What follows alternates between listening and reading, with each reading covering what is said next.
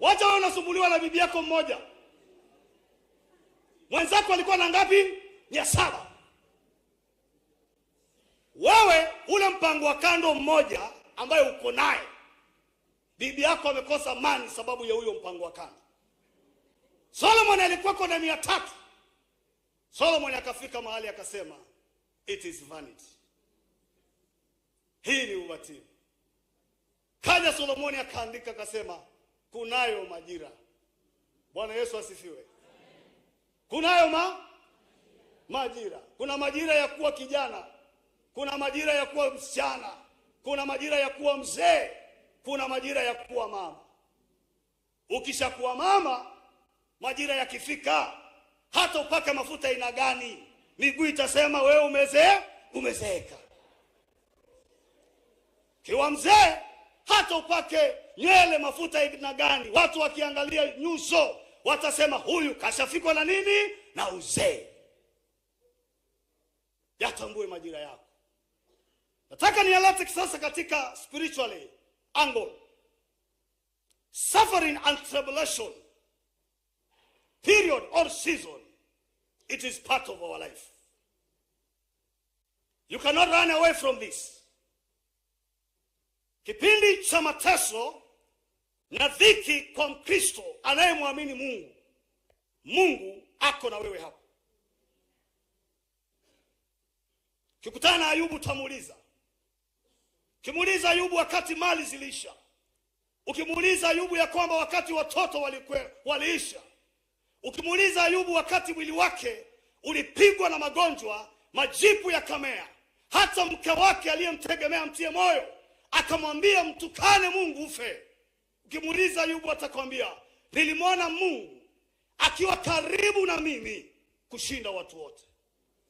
Basi Ayubu akasema najua ya kwamba teteaji wangu yu hai. Kuna majira kama haya marafiki watakuacha. Ndio sababu ukiwauliza wale watu hapa ambao walikuwa katika vyeo, wamechaguliwa ni MCA, wamechaguliwa ni magavana, wamechaguliwa ni wabunge, siku walipopoteza viti, kuna watu walifuta namba zao. Namba zikawa delete. Ask yourself, kwa nini watu wanaomba namba zako? Muulize mtu hapo, kwa nini watu wanaomba namba zako?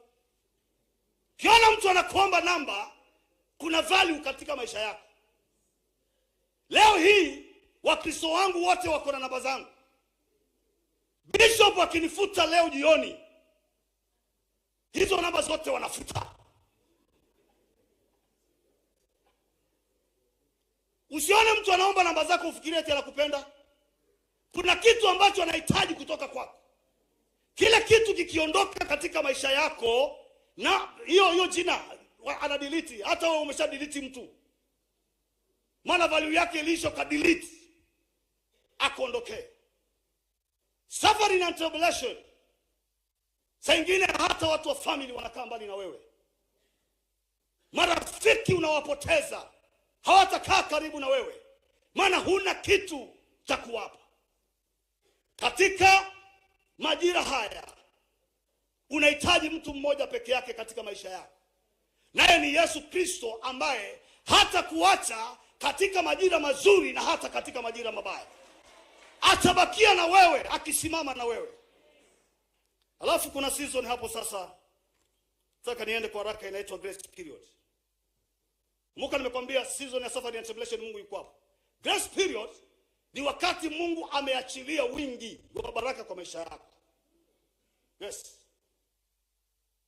Hicho ndio kipindi ambacho utatukana mtu mtukane, alafu mwambie naweza nikakupiga na naweza nikakulipa. Maana maisha yako poa. Hicho ni kipindi ambacho utakunywa sapa Mombasa. Lunch, breakfast unatumia Mombasa.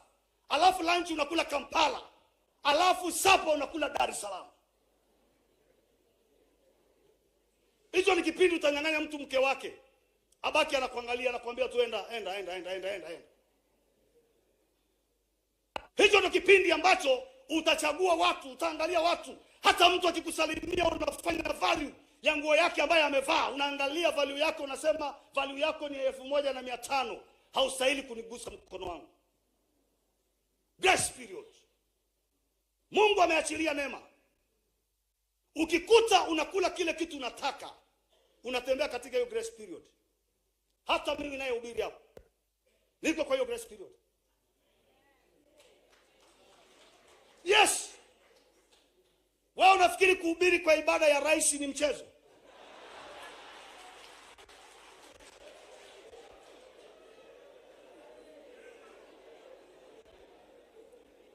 Baada kama hii ya rais ananisikiliza.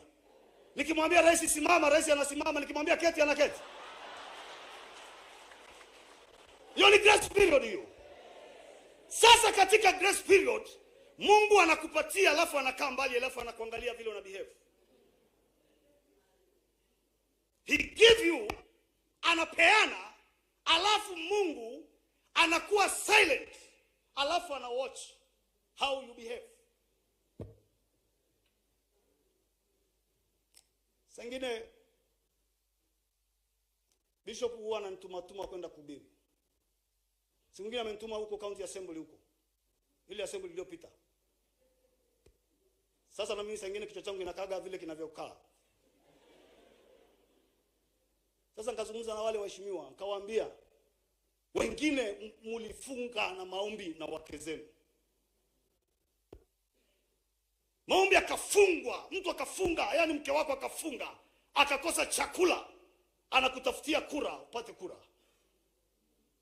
Ulipoingia namna hii katika position, ukatangaza wewe ni MCA ama wewe ni mbunge, jambo la kwanza ukaongeza bibi wa pili.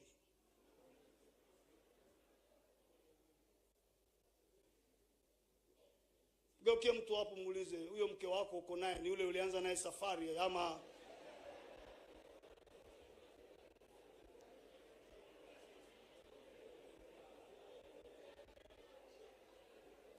Anasema mwanadamu anajisahau. Katika grace period, hapo ndipo kuna kipimo cha Mungu. Yes. Grace watu wanateseka sababu ya maisha ya watu. Napatia watu kazi, alafu watu wanajisahau ya kwamba wao ni watumwa. You are not master. Ukichaguliwa kuwa mbunge, ukichaguliwa kuwa nani, wewe ni mtumwa. Hata rais ni mtumwa. Mtumwa anayetutumikia. Sasa unafika kule, unasahau ya kwamba you are servant. Alafu unavaa ile kingship life. Unanunua magari makubwa. Wakati wa kura mlikuwa mnafungua vioo. Mlipopita mnafunga vioo. Magari ambayo ni tinted, sionekane.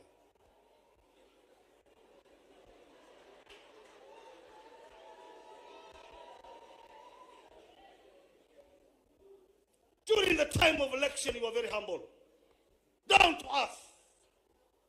Nasimama ukizungumza maneno unatoa machozi, maneno ya unyenyekevu.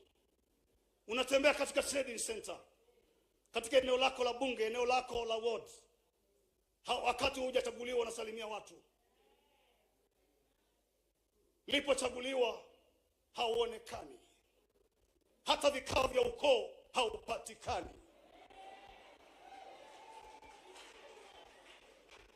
Grace period is a very tough season. My friend, hapo ndio test ya Mungu iko. Ukifeli hiyo test, ukifeli hiyo test, Mungu anaachia season inayoitwa doom season. Doom season ni season ambayo haina reverse gear.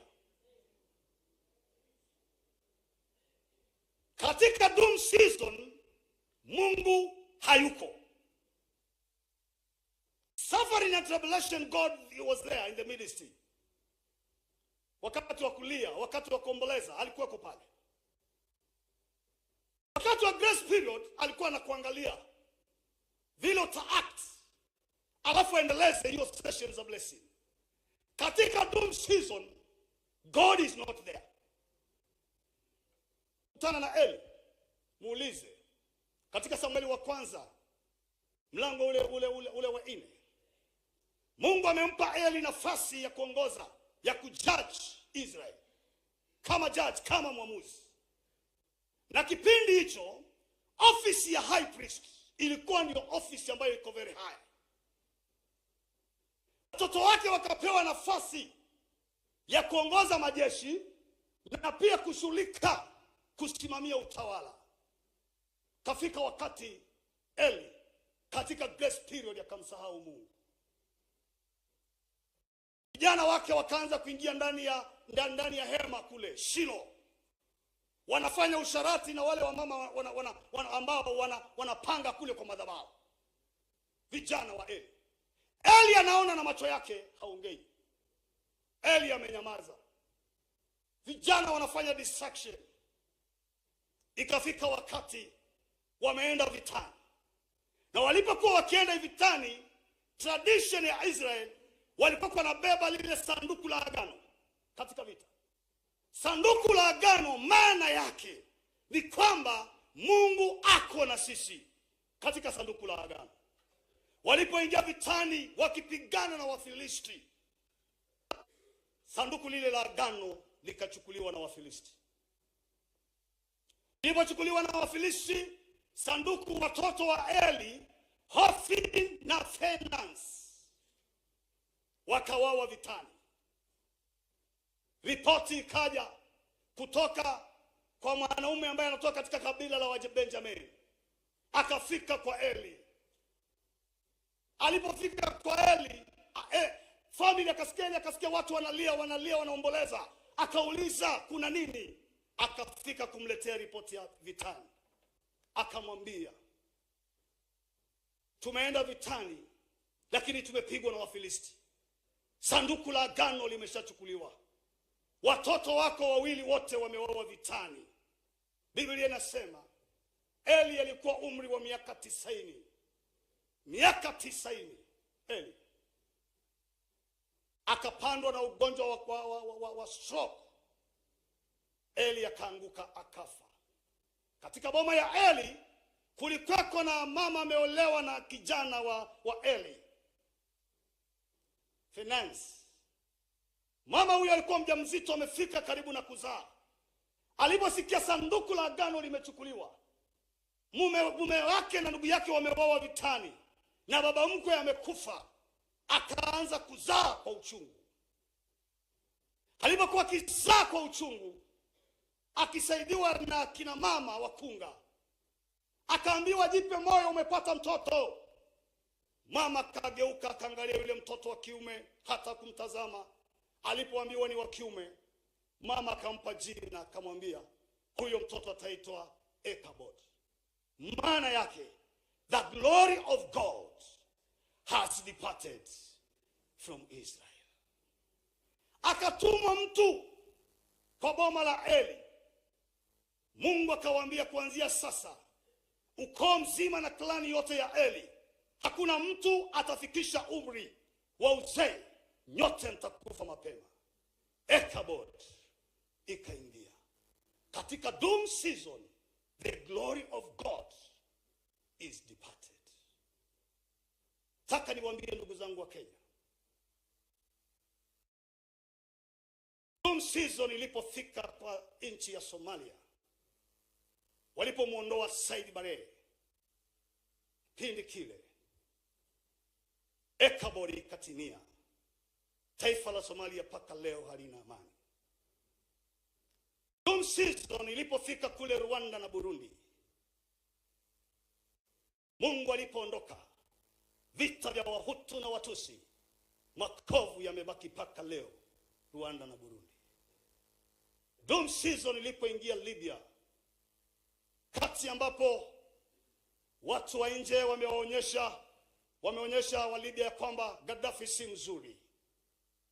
Doom season ilipoingia baada ya Gaddafi kuwawa kwenye calvert na kutupwa, na Waamerika akiwa wamefungwa kwenye chuma cha 100 kg, Libya mpaka sasa haina future. Doom season ilipoingia baada ya Siseko Mabutu Kongo Zaire, Kongo Zaire hawana amani.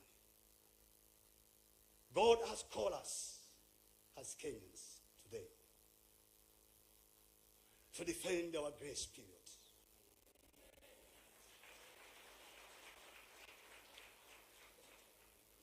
Kati mambo haya yalipokuwa yakifanyika, kaingia katika meditation ya maombi, kumuuliza Mungu, why Kenya? Mungu akanipeleka katika flag yetu ya Kenya. Kanionyesha, niambia ni bendera yenu ya Kenya. Kanionyesha zile colors ziko pale. Color ya green, ya white na black. Kanionyesha color ya red. Nikakumbuka tulipokuwa tunafundishwa shuleni, walimu wetu wanatufundisha, do you know the meaning of color red? Tuna shout as a class, we shed the blood. That was our pride as Kenyans. Tawala wa Kwanza, mzee wetu Jomo Kenyatta na wale wengine waliotangulia kuingia kupigania Kenya, wakakama up with Mau. Vita vikafanyika, wakafa watu walio na hatia na wale ambao hawana hatia. Rais wetu wa kwanza kuingia katika mamlaka, mzee Jomo Kenyatta, seal na rubber stamp ya kudhibitisha utawala wake ni damu ambayo ilimwagwa na Wakenya wakati ule. Utawala wake ukaendelea. Tukashuhudia vifo vya kina Tomboya, GM Karaoke na wengine. Kaja utawala wa Moi.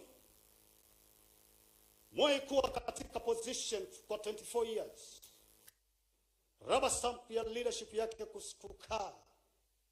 Shedding of the blood 1982 na 1997. Kaja utawala wa Kibaki. Baki kukaa. Shedding of the blood 2007 2008. Kaja utawala wa Uhuru. Kukaa kwa utawala 2013 tukashed blood. Mekuja utawala wa baba yetu wa taifa sasa.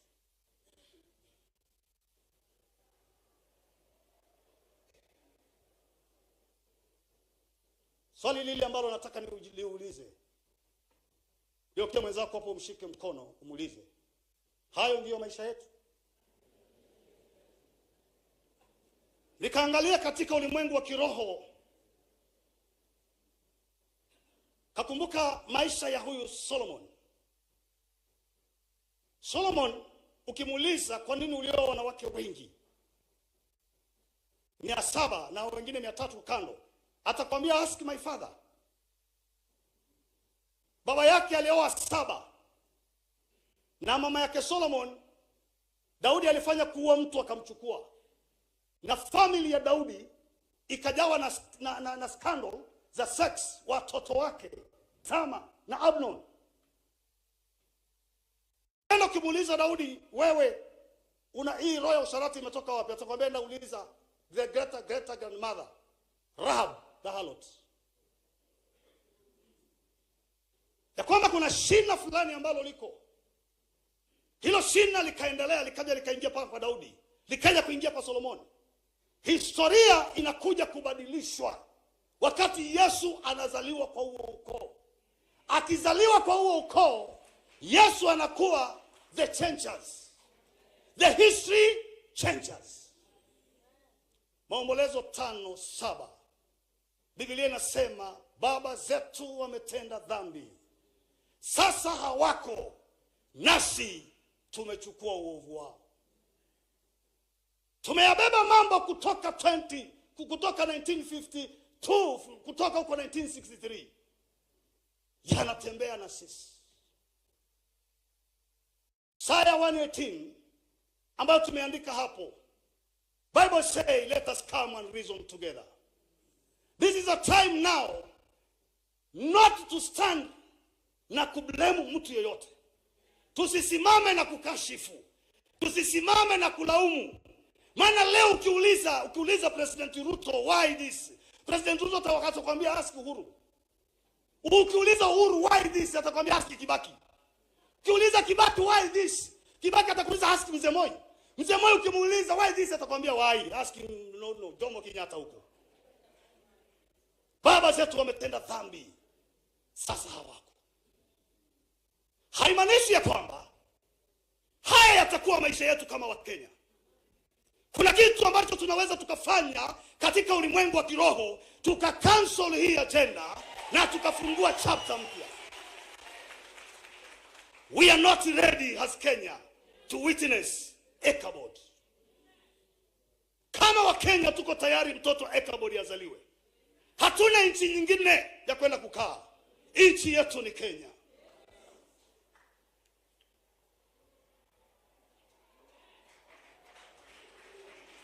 Baba wa taifa, you are a very special president. Let me tell you that.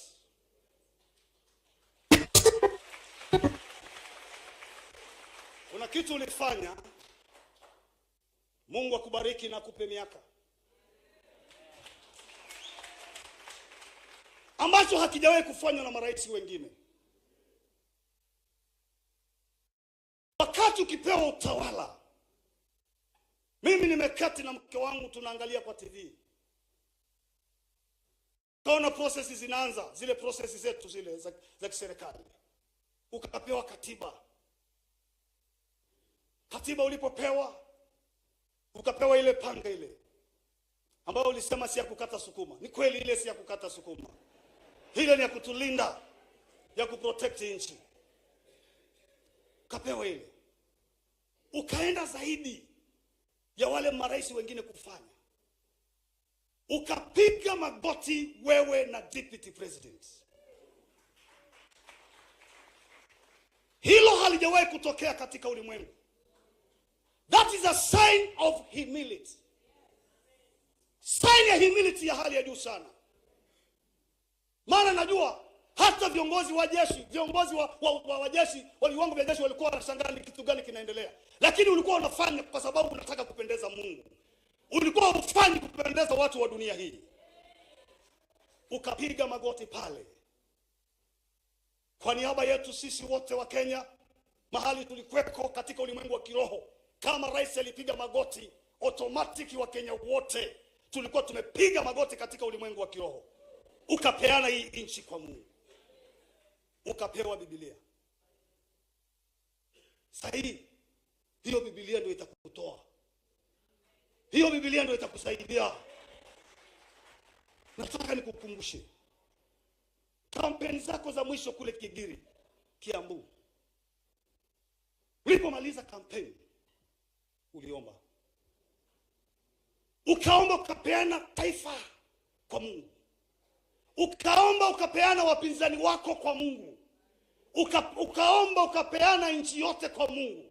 Ukaingia kwa election. Siku 2-3 Mungu akakupa utawala. Wakati tulipatwa na mkasa wa jua kali, janga limeingia, Kenya hakuna mvua. Ulienda uwanjani ukapiga magoti ukaomba. Mvua ikanyesha. Sasa watu wa Kenya wana shida ya chakula. Maana ulipiga magoti. Pale State House kuna chumba chako cha maombi. Usiniulize nimefikaje huko, nikachunguzaje hicho. Hiyo usiniulize. Wala intelligence wako asinifuate. Umeongea mambo pale ulijuaje? Nilijua hivi. Because this is a spiritual person. He's a charismatic leader. Ndani yake lazima hapo kuna chumba ambacho anaendaga pale kuongea na Mungu. Ukienda pale, soma Zaburi ya 51. Ukifika huko, Daudi alienda katika chumba cha maombi wakati utawala wake ulikuwa na msukosuko.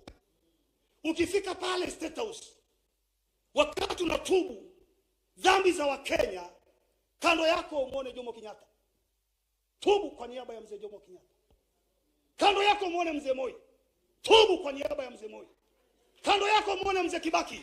Tubu kwa niaba ya mzee Kibaki. Kando yako umuone rafiki yako Uhuru. Tubu kwa niaba ya Uhuru. Alafu usimame useme mimi mwenyewe maovu haya nimeyashiriki, lakini Mungu niumbie moyo mpya, niumbie moyo safi, niumbie moyo uliotulia.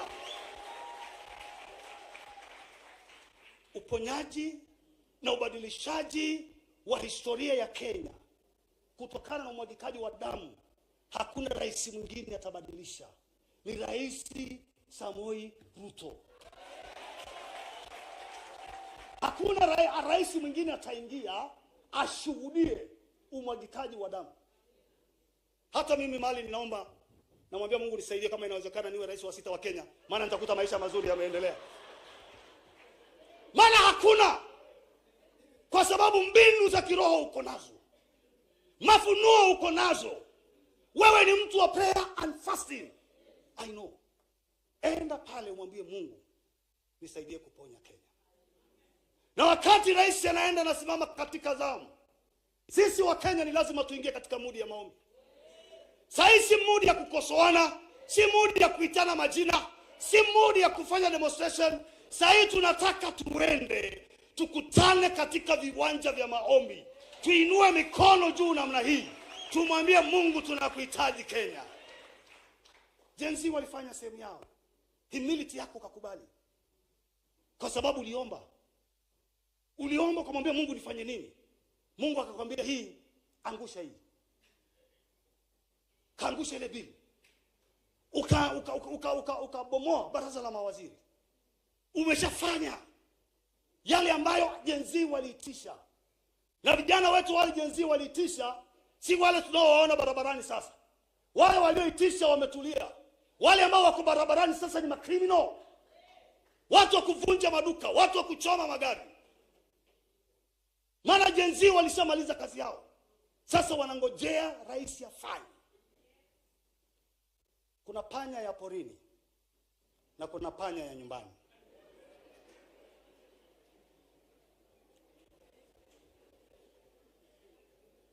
Nataka niwaelimishe. Ile panya ambayo unaiona inakaa nyumbani si ile inakaa porini. Ile ya porini ni nyingine. Panya ya porini na ya nyumbani, African story walikutana. Wakaanza kupiga mastori. Panya ile ya porini ikamuuliza ya nyumbani unakaa wapi? Ile ya nyumbani ikamwambia, "Ai, mimi nakaa kwa ile nyumba ya mwanadamu pale." Ile ya porini ikamwambia, "Unakaa na mtu mbaya. Mtu ambaye anakuletea paka, mtu ambaye anakufanya hivi." Ile ya nyumbani ikamuuliza, "Sasa nifanyeje? Tumfundishe somo. Somo gani? Tuchome ile nyumba." Panya ya porini na ya nyumbani wakashirikiana. Wakaenda wakachoma nyumba. Ilipofika jioni, hii ya nyumbani ikamuuliza ya porini, "Sasa nitalala wapi leo?"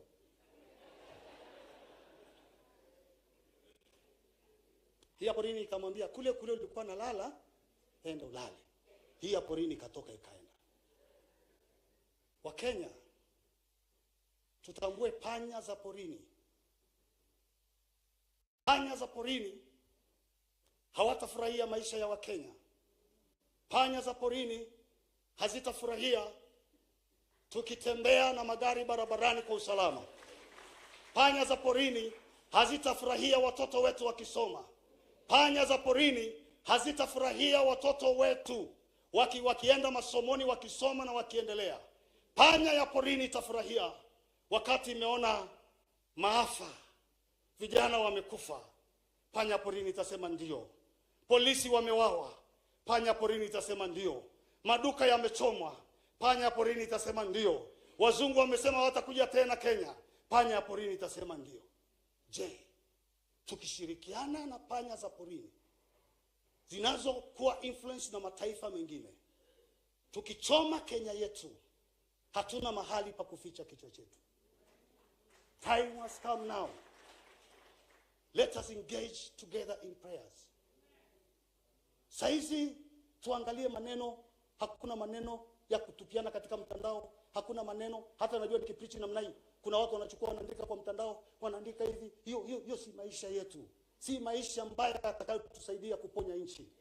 Si maisha atakayotusaidia watoto watakaozaliwa waje waishi vizuri. Saizi sote tuseme hivi. It is time to cry together. It is time to heal together. It is time to celebrate together. Mungu aibariki Taita Taveta County. Live long, Mr. President. Live long, Kenya. Live long, Africa. Tusimame. This is the time now I want to meet all pastors from this county. Please line up here. All pastors. Wapeni hawa heshima wa mbinguni nafasi. Tukae katika hii mipaka yetu hapa kwa keyboard hii. Begin line 2 hivi. Tunapoendelea, this time we want to pray for our president. Tunapoanza na wimbo ambao ni tabibu wa karibu. Tabibu wa kweli. Yesu ndiye atakayekuwa tabibu wetu. Tuchague kama Wakenya leo, tumusishe daktari Yesu. Atibu mioyo yetu. Atibu maisha yetu.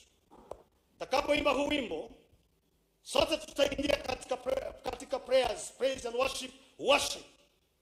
Mahali popote ulipo, wewe ambaye unaipenda nchi yetu ya Kenya, unapenda rais wetu wa Kenya, Mungu amsaidie. Tuchukue nafasi tuiombe Kenya, tumuombe rais wetu, maana Mungu anamngojea kipindi hiki. Jinsi vile alivyomngojea wakati wa ukame, akapiga Mungu anamngojea. Twende mbele za Mungu, tutubu kwa niaba ya viongozi wote, hasa marais waliotangulia. Tutubu kwa niaba yao. Tuchukue uovu, tubebe mabegani mwetu. Tuchukue nafasi tutubu kama Wakenya.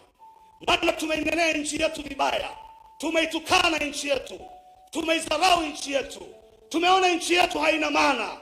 Tunapita tukikashifu nchi yetu na hatuna nchi nyingine. Alafu baadaye tunapoomba sote, Bishop Mamuri, Bishop wetu wa Pefa, atafanya very special prayer for the president. Praise and worship. Tabibu wa karibu, tabibu wa ajabu, na rehema za daima, dawa yake njema. Imeni malaika, sifa za Yesu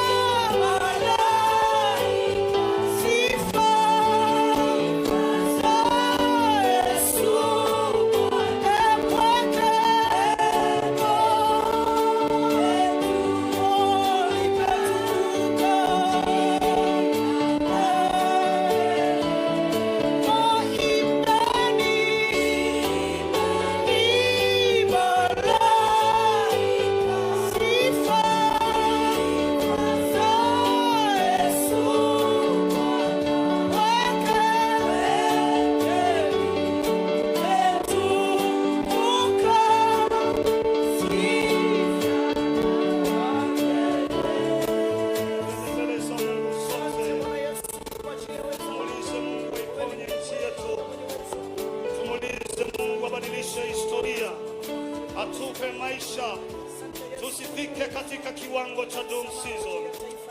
Jina la Ekabodi lisitajwe katika maisha ya Wakenya. Utukufu wa Mungu ukabakie na sisi. Mungu abakie akitembea na sisi. Historia yote ya mbeleni ikabadilishwa na uongozi wa awamu ya sasa. Maana Mungu yuko kutusaidia. Maana hata sasa ametusaidia. Asante Bwana Yesu. Wewe ni nguvu zetu. Wewe ni uzima wetu Bwana.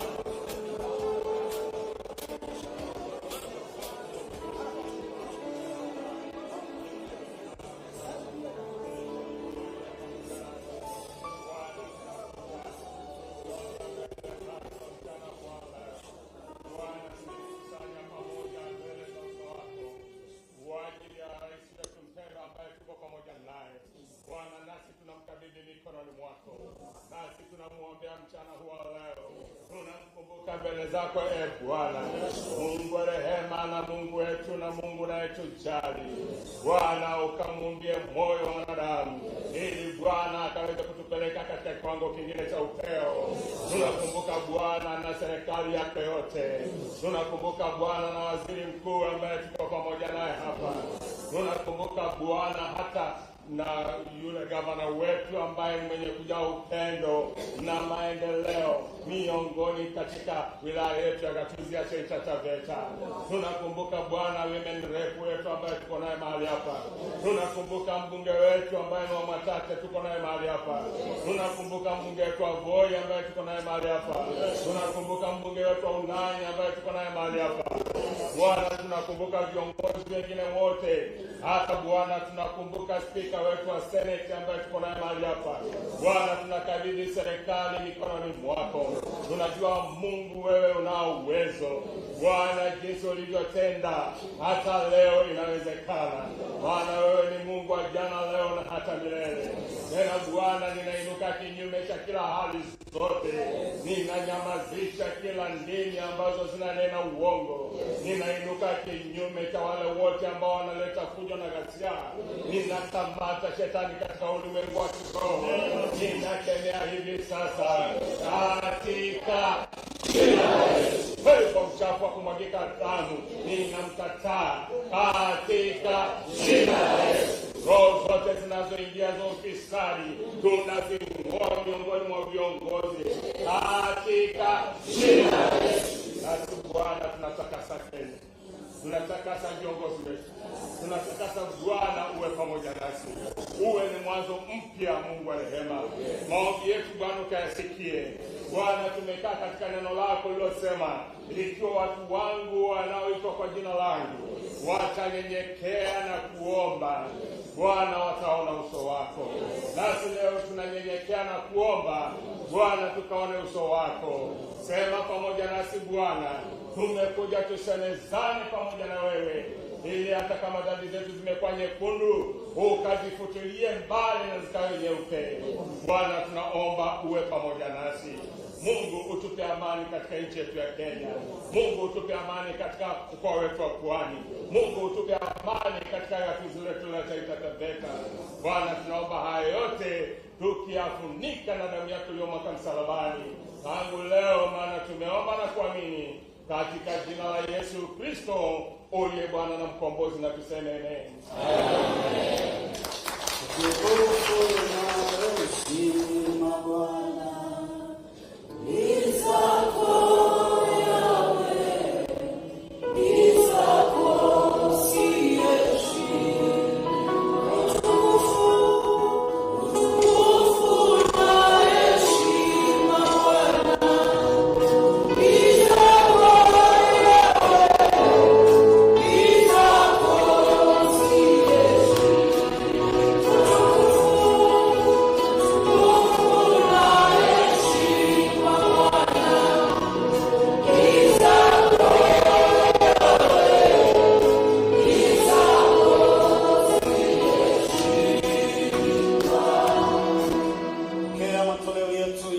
ambazo tumekutolea na sehemu za kumi na shukrani ziwe kumbukumbu kwako ya kwamba tuko hapa leo kwa ajili ya kuombea taifa letu la Kenya. na kumwombea baba yetu wa taifa, rais wetu Daktari William Ruto. Sadaka hizo zikaungana na sadaka nyingi wazee wetu wa zamani walitoa kwa ajili ya nchi yetu ya Kenya, na zinazotolewa katika makanisa yote ambayo yako katika nchi yetu ya Kenya, kukataa na taifa letu, na kukataa na maisha yetu, na kukataa na uchumi wetu wa nchi, na kuomba kibali. Chapta ya miaka mingi iliyoanza ya umwagikaji wa damu ikafungwe Kenya katika awamu hii ya 5, na chapta mpya ikafunguliwe iliyojaa faraja na tabasamu ya kipekee. Mungu, pokea sadaka zetu katika jina la Baba na Mwana na Roho Mtakatifu.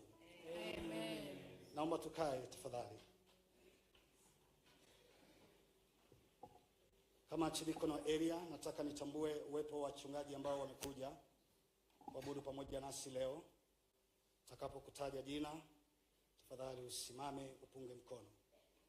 Kwanza tunatambua uwepo wa kiongozi wetu ambaye ni mwenyekiti wetu, chairperson wetu wa Interfaith, Reverend David Zoe.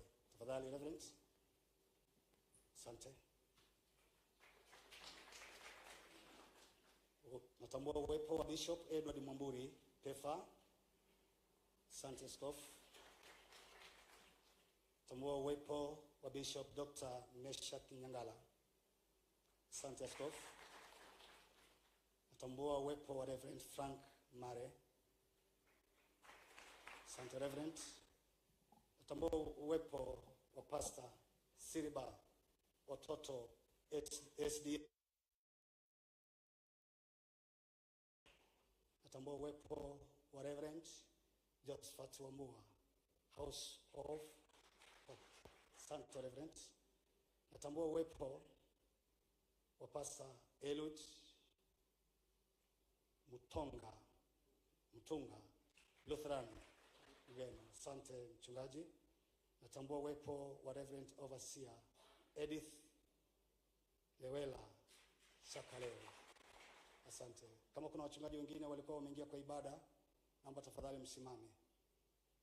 And pastor here, pungeni mikono kimpatia rais wetu.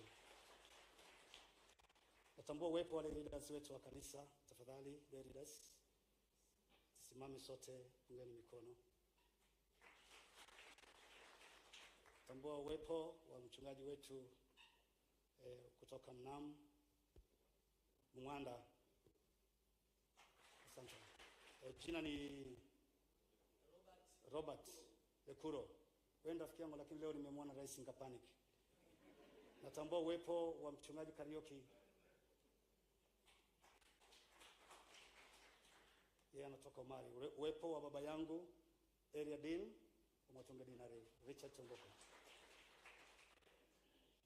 Naomba sasa kwa heshima ya baba yetu askofu ambaye angalitamani kuwa hapa, lakini kwa sababu yuko na confirmation niweze kumwita sasa Vicar General wa Taita Taveta Diocese kwa dakika 2 apeane salamu za askofu.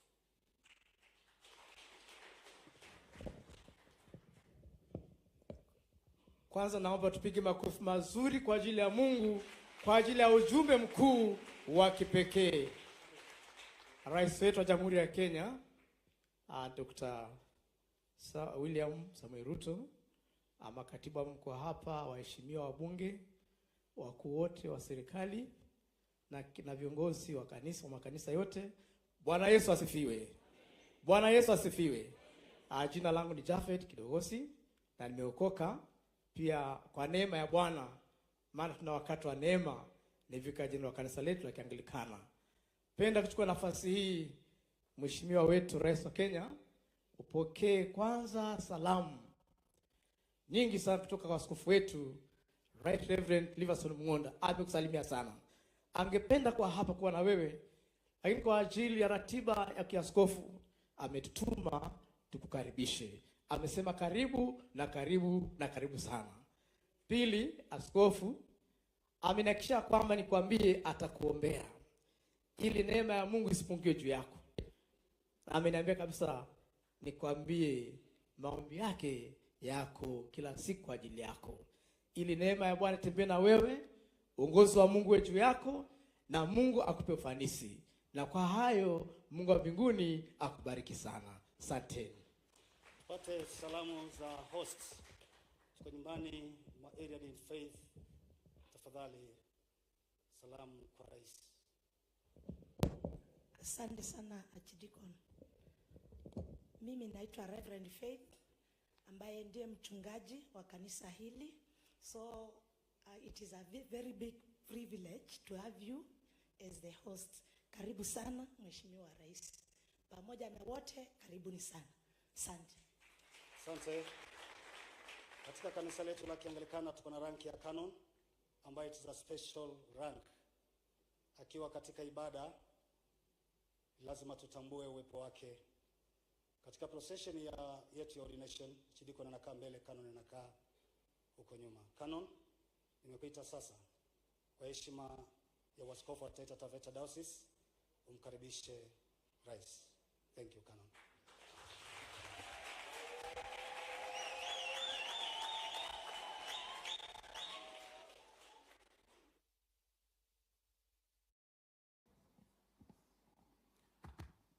Basi kwa Mheshimiwa Rais wetu wa nchi yetu ya Kenya, Cabinet Secretary, Gavana wetu, Women Rep wetu, wajumbe ambao tuko hapa na itifaki zote zikizingatiwa, Bwana Yesu asifiwe.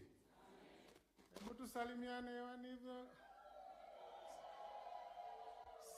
Asante sana. Kwanza wacha nishukuru Mungu kwa sababu ya hii siku ambayo ameifanya ili tukaweze kuwa pamoja na Mheshimiwa wetu Rais. Kwetu tunaona ya kwamba ni muujiza mkubwa sana. Maana hatukutarajia, na nashukuru ya kwamba tuko na rais ambaye ni mnyenyekevu. Alipokuwa ananiambia naenda Mombasa, nikamwambia tafadhali kama inawezekana hata siku moja pitia, hata kama ni Sunday, hata kama ni saa nzima, tuweze basi kushiriki na wewe. Basi kwa unyenyekevu akaniambia nitakuja Shaki. Kwa hivyo tunashukuru sana Mheshimiwa Rais kwa kuja kuabudu pamoja nasi. Majina ni kama mlivyosikia, ni Canon Peter Mbogo Shake. Kwa neema ya Mungu canon kwa diocese hii ya Kianglikana ya Taita Taveta. Na kwa neema tena nyingine ni mtumishi wenu hapa Mwatate, jimbo la Mwatate. Na naendelea kuwashukuru kwa ajili ya nafasi hiyo mlionipatia. Nataka tu kwanza kuendelea kushukuru Rais kwanza kwa kuja kwake hapa, na pili kwa kuzawadi watoto wetu wa Kombolio basi kama hamjajua. La tatu likubwa alilolifanya pale, akatuchukulia walimu watatu ambao wamekaa pale kama walimu wa BOM kwa muda mrefu.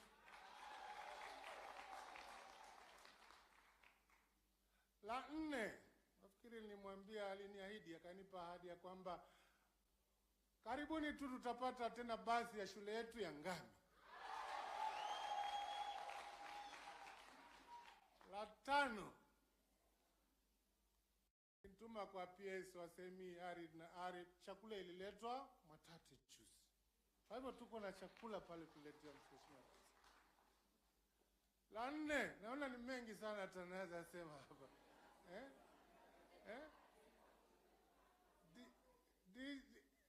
DG wa KWS alimuongelesha na tunatengezewa na rifabishio ile skuli yote ya Mwakitao.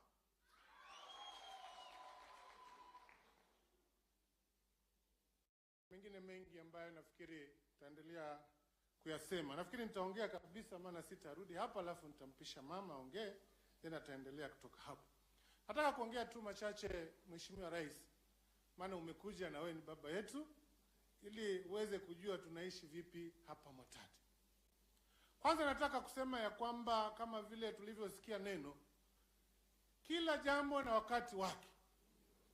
Umefikia wakati sasa wa sisi watu wa Mwatate, na naamini na Taita yote, Taveta kwa ujumla, kufanya kazi na nini? Na serikali. Tumekaa nje kwa muda mrefu na tumeona hatujafanikiwa lolote. Na kama rais atakuja siku moja hivi na yote haya yafanyike, je, tukikaa hapo sote tuingize miguu hapo kutakuwaje? Kwa hivyo ninashukuru, hata nisikia kwamba mchungaji akisema mimi na dada tuliriski. Hatukuriski. Tulikuwa tunatoa uamuzi ule ambao ni wa kweli wa kupeleka nchi mbele. Maana haja yetu tunataka tupate maendeleo, na maendeleo yanapatikana kutokana na zile kodi tunatoa. Kwa hivyo nataka kuwaomba watu wa Taita na Taveta, vile tumeamua kutembea na serikali yetu na rais wetu, hebu tushikane sote kama Taita, wa Taita na wa Taveta, ili basi tukaweze kupata miradi na maendeleo kama vile wengine wanavyopata. Tumekubaliana hapo? Hebu kama tumekubaliana, tafadhali hata wale ambao mko nje tunyoshe mkono. Na wacha niseme ya kwamba meli isha aniyo hiyo mmesema. Kwa hivyo atakuwa amebaki nyuma, basi atamezwa. Kwa hivyo ninaomba sote tafadhali tuingie kwa hiyo merikebu, tutembee pamoja na rais wetu, ili basi tukaweze kuona mafanikio kwa Taita na Taveta yetu. Hatutakubali kukaa pale ambapo tumekaa miaka mingi tukilalamika, tukinungunika, tukilaumu. Tutalalamika na kulaumu na kunungunika mpaka lini? Kwa hivyo ni wakati umefika, hii ni neema imetushikia, kama vile neno limesema, hebu tuende na hiyo neema sasa, ili basi kwa hiki kipindi kimebaki tuone maendeleo Taita na Taveta yetu. Mheshimiwa Rais, niko na machache ya kuongea kuhusu Mwatate, ndio nimpatie dada. Kwanza nafikiri kuna jambo moja nimekuwa nikukusumbua nalo sana, mambo na stima. Mwatate tuko na shida kubwa sana. I think you are below 50% grid ya electricity. Kwa hivyo ninaomba Mheshimiwa Rais hilo jambo ukaweze kulitilia manani. Na pia tuko na shamba tulipatia NYS 2000 acres hapo Mwatate, na wao pia hawana stima. Imagine na wako over 500 vijana pale. Kwa hivyo nilikuwa naomba ikiwezekana pia wakati tunapopata stima pia na pale tupate stima, ili vijana wetu kaweze kufanya kazi, kujifundisha vizuri. Lingine la pili, tuko na Taveta hapa tunaita Mwatate TTI. Ni nzuri na tumeletewa equipment zote zile ambazo zinaweza letewa TTI. Lakini shida iliyoko pale ni hostels, hatuna hostel hata moja. Iko na potential ya over 1000 students. Lakini kwa sababu mahali iko, wale ambao ni majirani hapo ni watu hawajiwezi, wameshindwa kujenga hata hostels ili wakaweze kuaccommodate wale watoto ambao wanataka kusoma pale. Sasa wengi ambao wanatoka hapa area kama hizi kwenda pale asubuhi na kurudi haiwezekani. Kwa hivyo nilikuwa naomba Mheshimiwa Rais ukaweze kutusaidia kwa hilo, ili tupate hostel ya wanawake, wasichana na wavulana. Lingine ni program ya affordable housing. Mheshimiwa Rais, tushapata shamba. Kwa hivyo wakati tunaendelea kutengezea wengine huko, na tunaomba Mwatate tukapate hizo nyumba.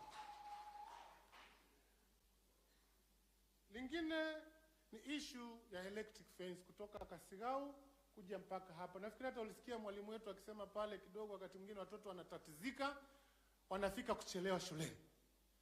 Kwa hivyo nilikuwa naomba kama tunaweza saidika na hiyo electric fence, tuzuie hasa hao ndovu. Maana mara nyingi ndio wanatuharibia vyakula. Kama season hii iliyopita watu walipata chakula, lakini kingi kiliharibiwa na ndovu. Kwa hivyo tunaomba Mheshimiwa Rais ukatusaidie kwa hilo. Lingine nalo Mheshimiwa Rais linahusu CHPs. CHPs hasa Mwatate, wajua imeonyesha kwamba Voi wanalipwa, Taveta wanalipwa, lakini hapa Mwatate hawapati kitu.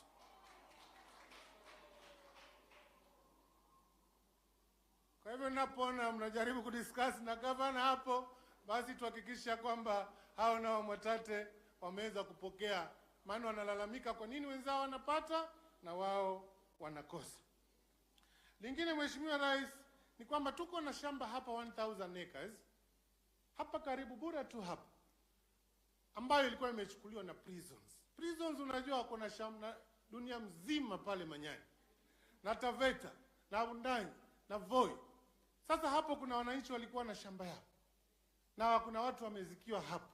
Sasa walikuwa wanaomba ikiwezekana at least hiyo shamba yao irudi, maana wanalima lakini kila wakati wanafuata wakitatizo na maafisa wa prison. Na tukawa tunaomba ya kwamba, kwa sababu tulikuwa tunaomba ikiwezekana hata na hapa Taita tupate teachers college, maana hatuna college hapa paka chance. Kwa hiyo shamba hata tukikata 300-400 acres nafikiri wananchi wanaweza kubali ili tujengee watu wetu teachers college hapa. Lingine ni kukushukuru kwa ajili ya mawaziri wetu ambao umewachukua Pwani. Na tunaomba sana sana hapa Taita, maana tumeamua tunatembea na wewe sasa. Ujaribu kuangalia kama tunaweza pata mwingine upande wa Taita at least na wao waone kwamba wako kwa picha ya Kenya. Lingine la mwisho, tuko na PS wetu hapa Shadrack Modim. Tunaomba Mheshimiwa Rais, wakati unapanga mambo yako, tafadhali utulindie huyu kijana. Maana ndio yeye pekee yuko hapa tunamuona hapa. Sasa ikiwezekana basi kama tutapata waziri kwa zile nafasi zimebaki, pia tutakushukuru sana. Lingine la mwisho kabisa ni wale walimu wa GSS. Hapa Taita tuko na karibu 5 ambao walikuwa interdicted, walishiriki kwa ule mgomo. Kwa tunaomba Mheshimiwa Rais kwa unyenyekevu sana uweze basi kuwapatia msamaha tu, kuwapatia nafasi nyingine ya pili. Ili wakati wengine wanachukuliwa nao, maana ni makosa walifanya na nafikiri walikubali, ili basi wakaweze kupokelewa wakati hiyo programu ya kuendelea kwa andika na wakaweze kupata nafasi.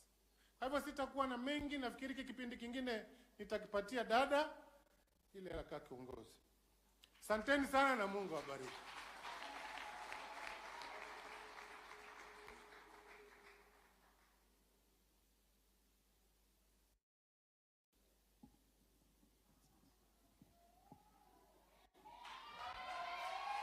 Asante sana kanisa la Mungu, Mheshimiwa Rais, gavana wetu, Prime Cabinet, speaker wetu wa Senate, ma-PSs wetu hapa ambao wako hapa, naona PS Washira, PS Mwadime, wajumbe wenzangu mlioko hapa, naona mjumbe kutoka kule Undanyi, mjumbe wetu Mwashako, mjumbe wetu Chome, na mjumbe wetu John Bwire alikuwa hapa kutoka kule Taveta, wako hapa na sisi. Nafikiri tutapata fursa ya kuzungumza pale nje, lakini kwa sasa wacha tumalizane na ibada. Pia najua wako MCAs wetu hapa ambao wamejumuika na sisi, pengine wanaweza kusimama.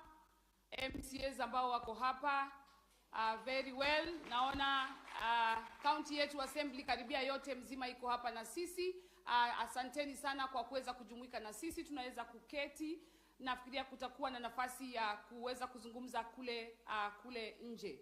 Lakini kwa hapa tunataka kutangulia sana kumshukuru Rais kwa kuweza kujumuika na sisi hapa siku ya leo katika kaunti yetu ya Taita Taveta. Rais, tunasema asante sana kwa sababu wakati wote umeweza kutembea Taita Taveta, umekumbuka kupitia hapa, kutembea Pwani, umekumbuka kupitia Taita Taveta. Na tunasema ni asante kwa sababu ni hivi majuzi tu ulikuwa pale Voi, na ulikuja pale Voi katika kufungua ule mradi uko pale wa Jameson Center, na tayari umeweza kurudi tena kututembelea, na kuja kwako kumeleta mazuri kwa sababu Mheshimiwa Shaki amesema tayari tumepitia pale Kombolio High School na tukawapatia school bus. Hiyo ni baraka na yale mengi ambayo umeweza kuahidi. Sisi tunasema asante sana, na tunajua uko na mpango na sisi. Ndio maana unatuweka karibu kila mara unatutembelea. Na sisi tunasema Rais, tuko na imani na wewe. Tuko na imani na wewe na tunajua ya kwamba uko na mpango mzuri kaunti yetu ya Taita Taveta.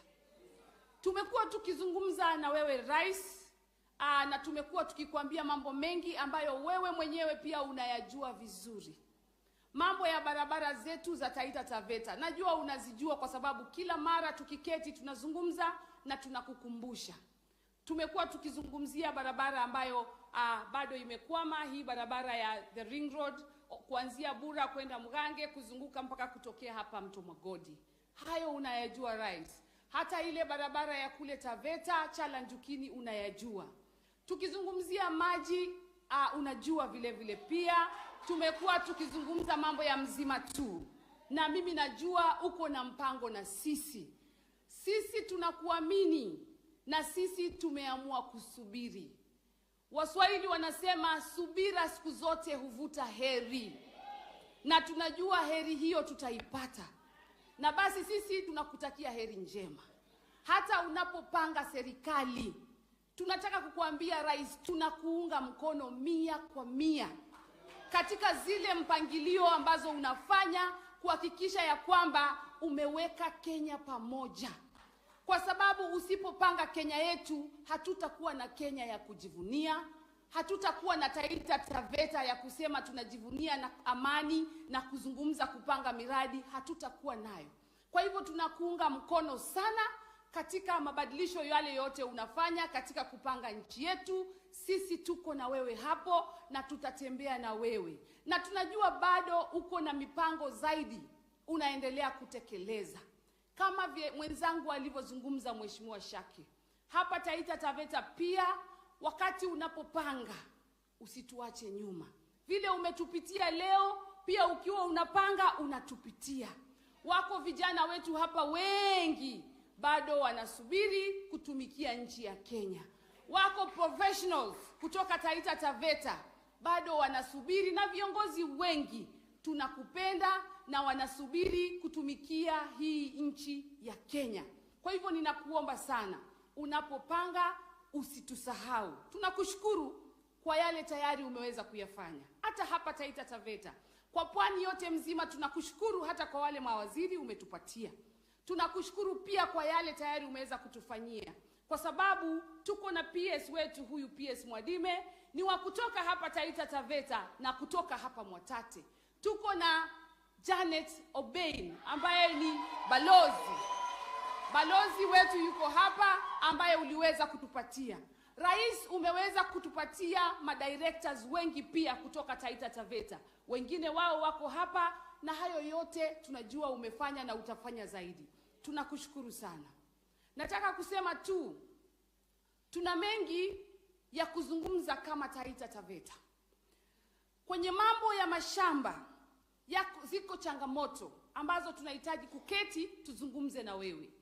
Mheshimiwa Shake amezungumzia kuhusu hii shamba ambayo ni hapa ya prison, ambayo tunataka kuketi na wewe tupange vile hii shamba tunaweza kuitumia vizuri.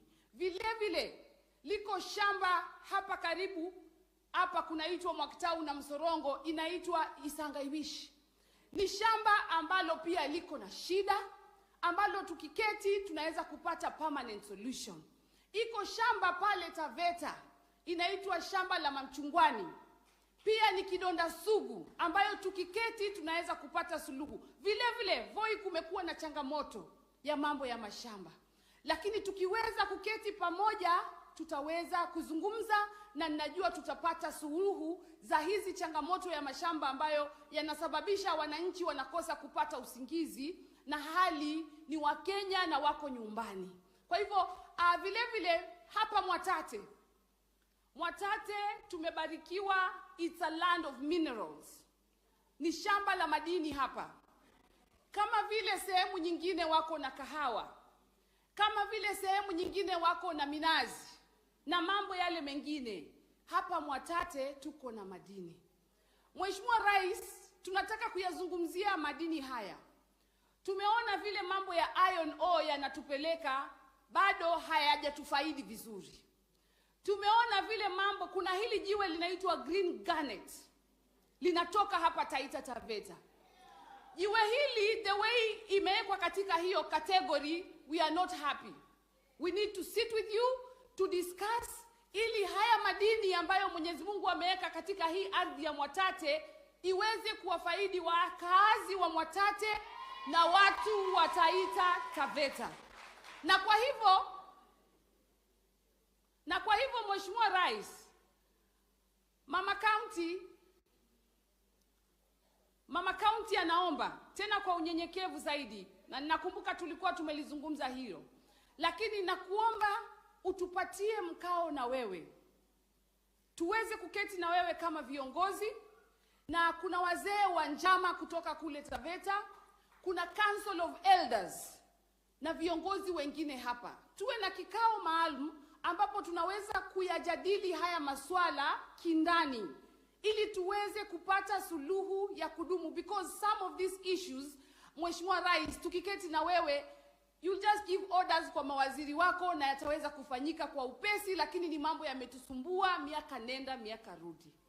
Asante sana, na kwa hivyo mimi wacha nikomee hapo, na niwashukuru sana sana sana nyote kwa kuweza kuja hapa ili tuweze kuomba na Mheshimiwa Rais, na vile vile nishukuru kanisa hili kwa kuweza kuturuhusu siku ya leo kuomba na nyinyi hapa. Mwenyezi Mungu awabariki, na nichukue fursa hii basi kumkaribisha gavana wetu wa Taita Taveta, Mheshimiwa Mwadime. Karibu uzungumzie na watu wako. Asante sana mbunge wetu Women Rep Taita Taveta. Mheshimiwa Rais, Mheshimiwa Waziri Mdavadi, Senator, Speaker na viongozi wote wapo hapa, na viongozi wa dini nyote na msalimu. Mimi naongea tu kwa mfumo wa risasi, yani Kiingereza in bullet form, kwa sababu tutaenda kuongea kule nje. Tumpatie nafasi rais aongee na wananchi wake. Yangu tu ni machache sana. Na muunga mkono sana Canon Peter Shake, mbunga wetu wa Mwatate. Mheshimiwa Rais, haya masuala ya prison na swala la ua kwa kweli linatatiza sana. Na nikisema hii swala la polisi hapa, prison, hata Voi tuko na prison paka katikati ya town. Tena kuna nyingine ambayo tunataka tutengeneze kama garden, lakini imekuwa matatizo. So ningeomba kama ni prison tuachie tu ile ya Undanyi, ile ya Manyani, hata ile ya Voi ikiondoa town pia tutakuwa na wasiwasi. Maana watu hapa sio wakora. Vile vile Mheshimiwa Rais, tunataka utupatie siku. Mheshimiwa Rais, tushajenga cancer center, tumemaliza. Tunakuomba tu tupatie muda, siku ile utapata nafasi ulenge ndege 3 na jiwe moja, utuletee equipments pale cancer center tuweke. Mheshimiwa Rais, tayari tumetengeneza mtambo wa kusaga mchele kule Taveta. Ningeomba pia tuje tufungue hiyo, ambapo tuletee tu maskaveta kama 4 na matipa 4, maana kama county tumejaribu, lakini tunakunyenyekea. Uje tufungulie tuanze. Vile vile Mheshimiwa Rais, kuna iron ore tayari tushamaliza kila kitu. Nataka tu tafute siku tuje tulanchi ule mtambo ambao utasaidia watu wetu wengi sana kwa masuala ya makazi. Sitachukua muda mrefu, wacha tumkaribishe Mheshimiwa Rais, alafu kule nje wale viongozi wajapata nafasi, nafikiri mtaongea kule nje. Karibu sana Mheshimiwa Rais.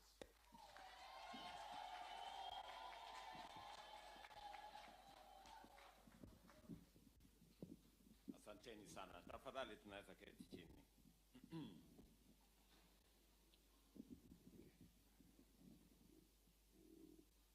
Kiongozi wetu wa kanisa, maaskofu mlio hapa pamoja na wachungaji na pastors wetu, ndugu wa Kristo, watu wa Mwatate na Taita Taveta, hamjambo.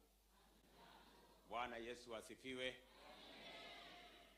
Mimi kwanza nataka nimshukuru Mungu kwa kutupatia hii nafasi tufike hapa katika ibada hii ili tuweze kuungana pamoja na nyinyi watu wa kaunti hii, nikiwashukuru viongozi hasa mjumbe wa area hii kwa kupanga ili tuwe na ibada hii tuweze kumshukuru Mungu na tuwe na ibada kwa ajili yetu sote na kwa ajili ya taifa letu la Kenya.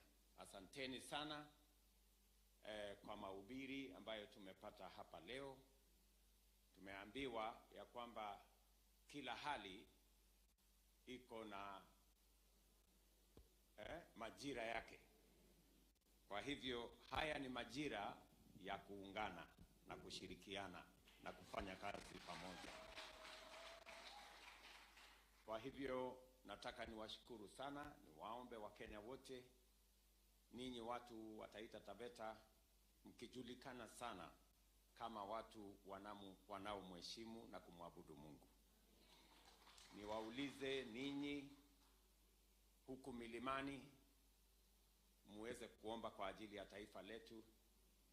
Nikiwauliza Wakenya wote, tuungane katika majira haya ya kuunganisha taifa letu, kuleta Wakenya pamoja, kufanya kazi kwa pamoja, kupanga maendeleo ya taifa letu pamoja, na kushirikiana kama Wakenya katika yale yote ambayo tungetaka taifa letu tuyatimize, ndio tuweze kuwa na Kenya bora kuliko Kenya ambayo tuko nayo na yale ambayo tunaashiria na kuyatumainia, so that God in his own way can make our country the greater.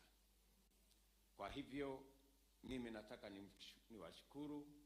Najua leo tuko kanisani na tumeshakubaliana ya kwamba tukiwa kanisani tupunguze mambo yale mengine yote. Tunaweza kuongea kule nje mambo ambayo yanatoshana na mambo ya maendeleo, ili tuheshimu madhabahu na tuheshimu kanisa. So asanteni sana. Nimesikia kwa makini yale yamesemekana hapa kuhusu mahitaji ya kanisa hii.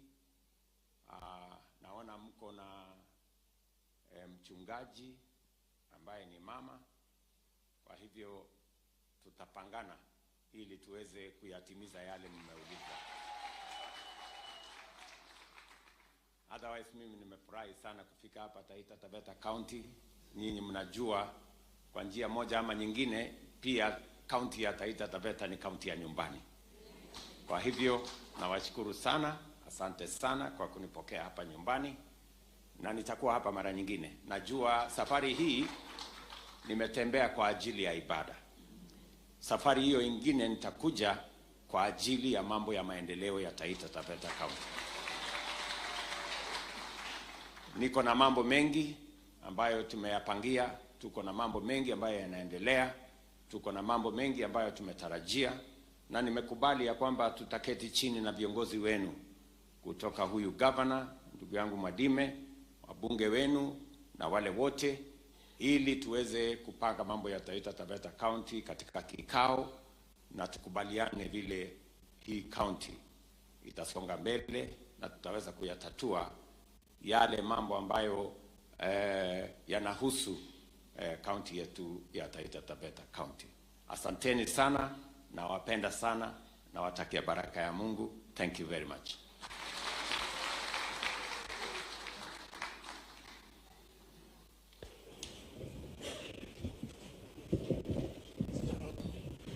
Basi tukiwa tumesimama hivyo na tuombe.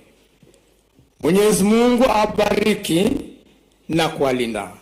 Mwenyezi Mungu aangalie kwa wema wake na kwa fadhili. Mwenyezi Mungu aonyeshe wema wake na kuwapa amani. Basi amani ya Mungu ipita akili zote za binadamu iwalinde mioyo na akili zenu katika yale kujua kumpenda Mungu na mwana wake Yesu Kristo Bwana wetu. Basi baraka ya Mungu mwenye enzi, Baba na Mwana na Roho Mtakatifu iwe nanyi, hasa Rais wa Jamhuri ya Kenya na waheshimiwa wote katika nchi ya Kenya, kaena daima sasa na hata milele.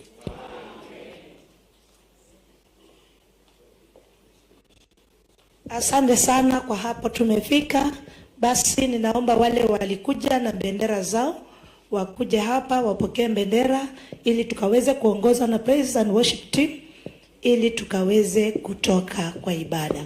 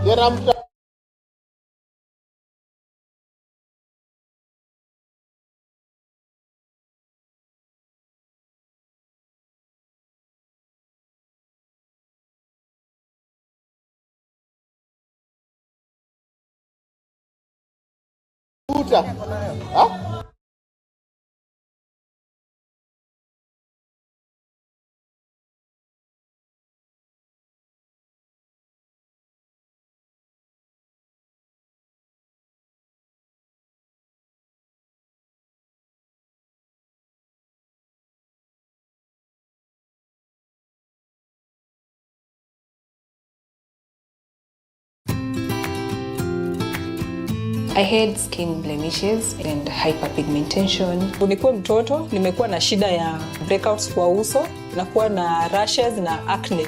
The thing with geisha is I don't have the recurring spots anymore. Ile rashes nilienda nayo nyumbani, nikaona kwa shingo imeanza kuisha, nikaona kwa uso pia imeanza kunyooka kidogo. I recommend Geisha Naturals for soft glowing skin.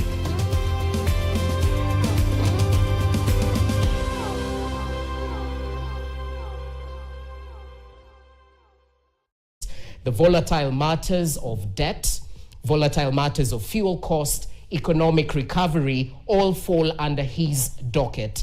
And we can go on and on. The list is definitely long, but all things considered, many argue that this move is a political masterstroke from President William Ruto in terms of bringing the opposition members on board in the government of national unity, what we've had being talked about as a broad-based government. But does that move actually solve the issues that brought us to this particular juncture we're in as a country? Let's just listen in to what President William Ruto had to say as he was nominating the latest list of cabinet appointees. Listen in. After extensive consultations, I have nominated the following persons for consideration and approval by the National Assembly for appointment as cabinet secretaries. The list I sent to the National Assembly, I have since amended so that Roslinda Soipantuya now goes to the Ministry of Defense. The Honorable Aden Baredwale moves to Environment, Climate Change, and Forestry. I have now forwarded the name of John Mbadi Ngongo to the Ministry of National Treasury and Economic Planning. Salim Mvuria Mgala, Ministry of Investment, Trade and Industry. Ms. Rebecca Miano, Ministry of Tourism and Wildlife. The Honorable James Opio Wandai, Ministry of Energy and Petroleum. The Honorable Onesmus Kipchumba Murkomen, Ministry of Youth Affairs, Creative Economy and Sports. The Honorable Hassan Ali Joho, Ministry of Mining, Blue Economy, and Maritime Affairs. The Honorable Dr. Alfred Nganga Mutua, Ministry of Labor and Social Protection. The Honorable Wycliffe Ambetsa Oparanya, Ministry of Cooperatives and Micro, Small and Medium Enterprise Development. The Honorable Justin Bidan Njoka Muturi, Ministry of Public Service and Human Capital Development. Madam Stella Soy Langat, Ministry of Gender, Culture, Arts and Heritage.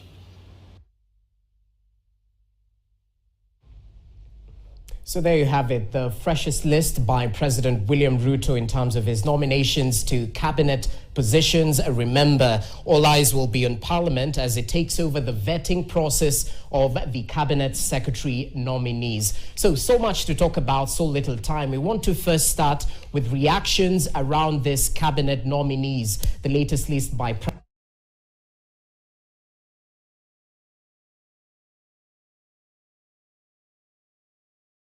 Deputy President Geoffrey Rigathi Gachagua finds himself in a political storm. His traps to have opposition chief Raila Odinga completely warded off from government and State House have totally faltered. Will he resist or align? Raila's strategic pact with the President William Ruto has cornered Gachagua, narrowing his choices. Our reporter Melito Letenges reports. Hiyo ikulu nimeweka mitego kila kona, kila bahali nimeweka na niko na watu wakunipigia simu wakionekana tu karibu naambiwa. For Rigathi Gachagua, a massive system failure might well be reported. Supposed traps around State House to keep out Raila Odinga appear to have severely malfunctioned. Mimi niko hapo na mimi nalala na jicho moja, ingine nalala ikiwa on. Nafunga moja usiku. Ile ingine nakaa kama torch. Nikisikia maneno nakimbia hapo. Kwa sababu hii serikali tulitafuta na shida mingi sana. After being sworn in Deputy President, Gachagua never wasted the moment to showcase an extreme streak of political partisanship. His shareholder stance may no longer hold as President Ruto pursues a broad-based inclusivity strategy, even welcoming the opposition he once fiercely opposed. Mimi nawaambia hii serikali ni ya mahasla. Hakuna nusu mkate, hakuna handshake, hakuna hiyo borojo. hawa wananchi walimaliza kazi ya viongozi tarehe 9 mwezi wa 8. While the president has had an about turn on his hard stance against opposition leader Raila Odinga, Gachagua has maintained a studious silence as Raila remains hopeful they can work together. Political pundits say Gachagua's traps may have been set off in a progressive and calculated move. On February 26th, Raila Odinga and William Ruto met Uganda President Yoweri Museveni. Photos surfaced online, much to the chagrin of the deputy president's allies and supporters. The meeting, with undertones of political camaraderie brewing, caught Rigathi Gachagua by surprise, who would then escalate his statements against a power-sharing deal. Hii mzee kitendawili amenikuta kwa mazishi hapo juzi, hapo Nyandarua. Akaniambia, wewe, kwa nini hutaki mazungumzo? Kwani unaogopa mazungumzo? Wewe kubali tuzungumuze. Mimi nikaamuka na kumwambia mimi siogopi mazungumzo, ile mtu naogopa ni wewe. Rigathi Gachagua's encounters with Raila Odinga in public have been cordial, but political jabs have been traded on different platforms. A rift between President William Ruto and his deputy Rigathi Gachagua has in recent times drove the DP to the edge. His options with Raila Odinga in Ruto's inner circle may deprive him of some shares. The dynamic political stage has now seen Gachagua heaping praises on Kindiki and his poised return to cabinet, despite not seeing eye to eye. Gachagua had accused Kindiki of undermining his fight against illicit brew. Melita Oletenges, Citizen TV, Nairobi.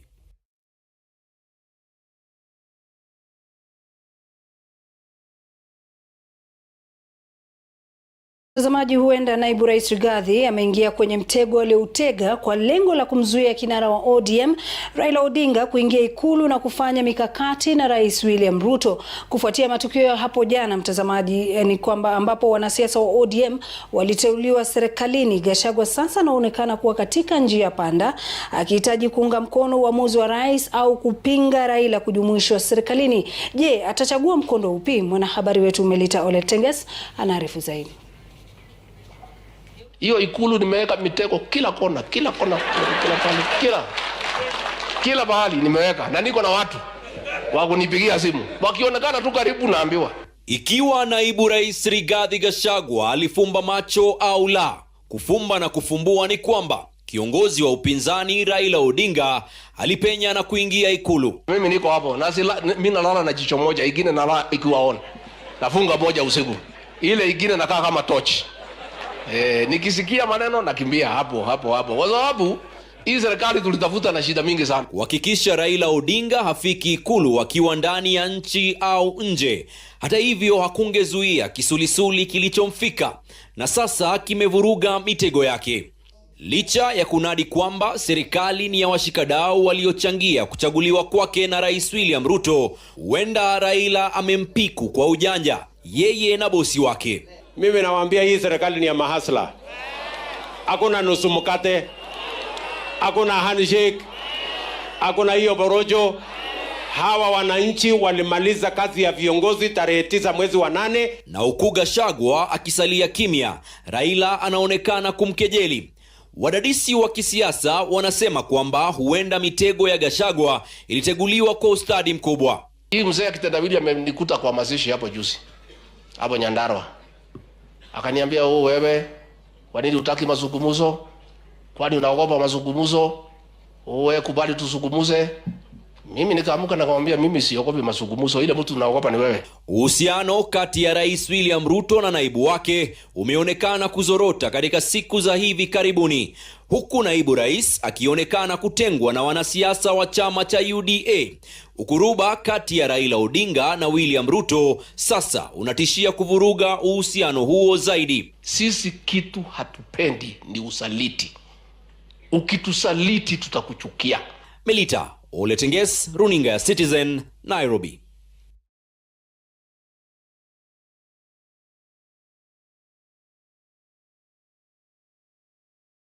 Section of Azimio leaders declaring that Wiper leader Kalonzo Musyoka is their new leader after ODM party opted to work with the government in a broad-based government of national unity. Although ODM has distanced itself from the claims of joining government, Kalonzo Musyoka, Jeremiah Kioni and Eugene Wamalwa say they have released ODM from the Azimio fold. Stephen Leto reports. Wiper, DAPK and Jubilee Party leaders were in Othaya, Nyeri County on Friday in what appeared to be an opposition move to chart a new path after ODM and its top leadership joined President William Ruto's cabinet. Speaking a day after Martha Karua's NARC Kenya bolted out of the Azimio coalition, the leaders declared Wiper leader Kalonzo Musyoka as their new leader. Azimio pia tumesema tuna release mzee wetu aende ajitetee kwa kile kitu cha AU. Lakini sisi tutaendelea tukiona mheshimiwa Kalonzo Musyoka akiwa kiongozi wetu na timu yetu ya wanaazimio kusimama nanyi wananchi kuendelea kuwatetea. Hatutawaacha. Sisi sasa mwenye atakuwa akituongoza kwa hiyo safari itakuwa Kalonzo Musyoka. Steven Kalonzo Musyoka. Yeye ndio kiongozi wetu katika Azimio. The Wiper leader insisted that he is not ready to join the government, laughing off claims that he has been offered the position of Attorney General that is yet to be filled by President Ruto. Kwa hiyo kama itaanguka naye wananisubiri ati niwe Attorney General, sijui niwe nini. Ya nini? Nilikuwa Vice President wa Kibaki. Niteremshe heshima hiyo ya Kibaki niende kuwa Attorney General. Haiwezekani. Of the remaining seats, President William Samoei Ruto, go ahead and fill your cabinet. This team is not interested in being part of your cabinet. The Wiper leader said he is ready to take up the opposition role and keep President Ruto's newly found government of national unity in check. Na tutaanguka nao. Toto achilia. Zakayo tutaanguka naye. Hakuna, tuseme ukweli hapa. Tutoke hapa tukijua Kalonzo amesema ataanguka na Zakayo. Itaanguka naye. The Azimio leaders further say the newly nominated cabinet has betrayed the wishes of protesters. Stephen Leto, Citizen TV. And let's hear what the church has.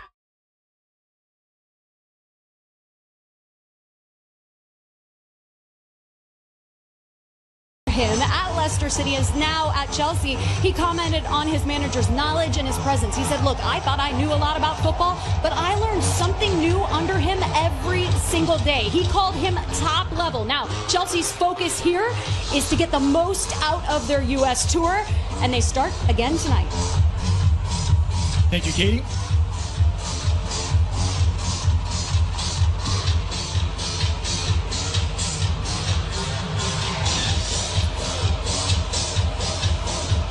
Final checks for the referee.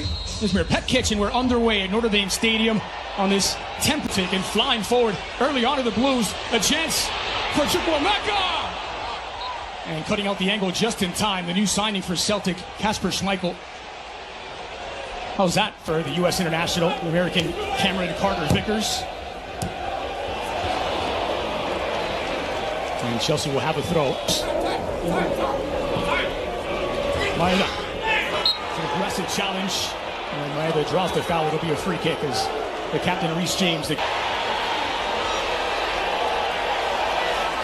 good strength, but Chukwuemeka is actually punished for trying to stay on his feet. Again, given away by Celtic in a dangerous position. Scales getting a touch on it. The headers pushed away. The long ball is rolling all the way back to Kasper Schmeichel, and we'll get a second chance of that Chelsea chance. Just suffocating pressure, and this is where it hung up and fightingly. Nkunku takes it in stride, looking for the angle. It's on target, still loose to the 6, and somehow kept out by Schmeichel. Chukwuemeka, which cover play from Celtic. Kyogo sneaking in behind, arriving in the areas. Kyogo! And kicked away by Robert Sanchez, called into action for the first time. Kyogo's absolutely made the wrong decision. It's the right run, wrong decision at the most important moment. It's a high line from Chelsea. He did most right here. He's got to do better in that situation. He clipped into the area. Taylor! Oh, he snuck in behind. Not the offside. Scales. Confident, but really gets himself in trouble. Hugh was closing. Maeda. 1v1 is Maeda. Fofana just getting a touch on it, taking all the sting off of the ball.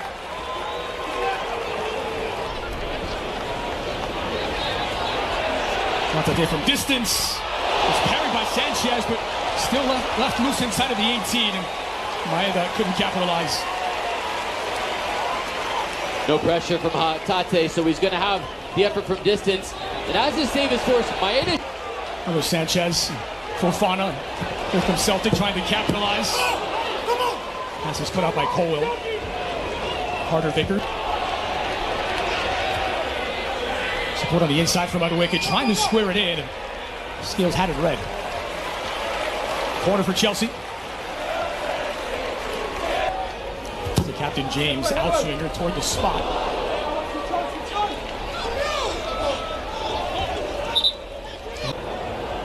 Nkunku. Long switch of play for Madueke. And Celtic once again. Bit of a desperate shot from distance. It was blocked.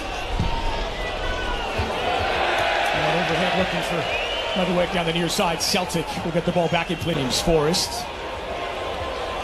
Going forward with numbers once again as Celtic cut to the inside. And Sanchez parries it wide. Corner for Celtic. Tuesday night, Celtic. Squeeze into the heart of the 18. Promising, and they found the opener! Matt O'Reilly! Unmarked inside the 18. And the old man gets it done. 1-0 to Celtic. 1-0 to the Hoops.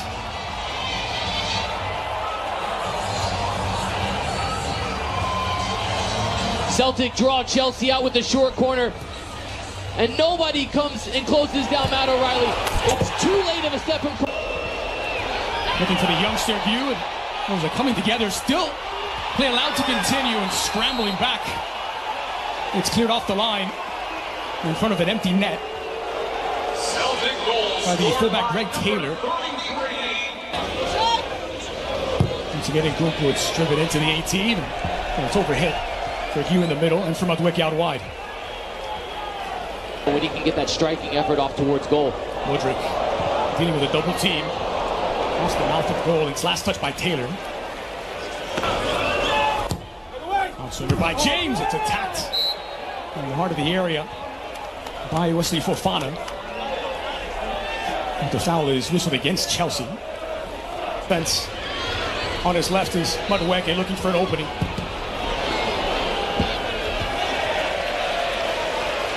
Was a little hesitant. So Maeda was running in behind and has a step on Reece James. Maeda takes it in stride, but he's offside. Had an early start. Well done by O'Reilly in the switch of play to find Maeda near side. Kyogo streaking forward. Back post is Kyogo! And what a save that is by Sanchez to keep it out. 2v1 and the one was the goalkeeper. Oh my goodness. Plenty of first half touches for Noni Madueke. Chukwuemeka is running into the area. Scales does just it up. They come once more with Forrest. Clipped in toward the back post. Pluck. Forrest. Against Levi Colwell. It's a clever pass in. Spread across and Kyogo! O'Reilly's ball is met at the back post. And Celtic have their second. Just over half an hour played in South Bend. It's Celtic 2 and Chelsea 0. What patience from Celtic to draw Chelsea out of... Constant runs. Chelsea looking to pull one back. Chukwuemeka in a foot race. And he's won a corner out of it. Against Taylor. Squared back in. Chukwuemeka. Well, it was a difficult angle, and a strong right hand from Kasper Schmeichel keeps it out. It was always his post. Tuesday night against Manchester City, Kasper Schmeichel made the play from the youngster Hugh. Again, it's Nkunku. And Hugh running in behind. Well, he gets there ahead of Schmeichel. It's still in play and smothered by the Celtic goalkeeper. And Kyogo will look back on them when we return. It's one back by Raheem Sterling. Fresh legs to substitute. Sterling squared and left it behind Nkunku with a follow-up. And following through was Madueke, who sent it wide. The reason this match is... Now Sterling in the area. Against the double team, Sterling trying to force the issue. And Schmeichel keeps it out and just bounces harmlessly wide in the end. But another solid save by Kasper Schmeichel to keep it out from the youngster. Mark Gue, just 23 years old, is a dominant presence in the air. Anchor in the back line today. Madueke had the burst of speed to get there. And in fact, dangerous on all afternoon. Now swinger toward the spot. Eli Colwell sending it back in and over. By Nkunku. And as a 24-year-old center back, Stephen Welsh will enter the contest. And it is for the American Carter Vickers, who's hops into the back post. It's clipped in. O'Reilly meets it. He's denied point blank. His chances could still be on for Celtic. Going higher and higher. Wonderful build-up now, and Raheem Sterling's out in front. Madueke out wide. Back post. He won't get there. Flag has stayed down. James out swinger. It's a good run by Kyogo. Timed it well, and Sanchez a long way off his line to put out the fire.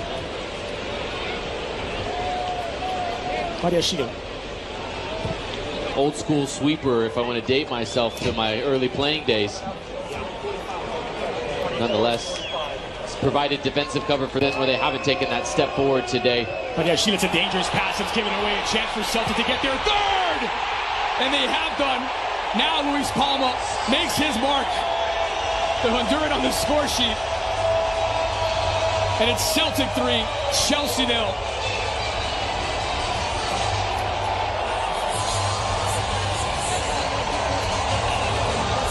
The pressure from Celtic is just too much. Palma.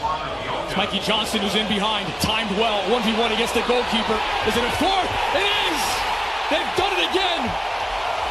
Back-to-back games with 4 on the score sheet.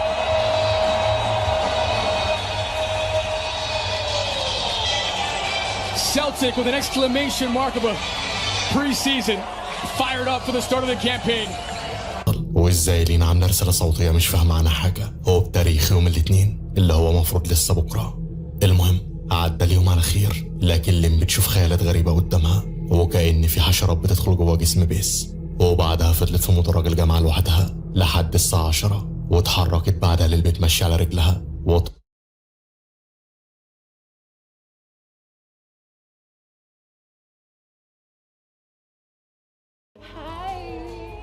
Ngozi yako ina glow. Nilijipaka mafuta leo asubuhi nikikam, lakini skin yangu ishaparara and it looks so dull. Sis, see, it's the new Nice and Lovely Lemon Extract Body Lotion. Hiyo ndo secret yangu to a moisturized and bright skin. Usimix. New Nice and Lovely Lemon Lotion, enriched with vitamin C and sunflower seed oil for 48-hour nourishing glow and brighter skin. Try Nice and Lovely Lemon Lotion today.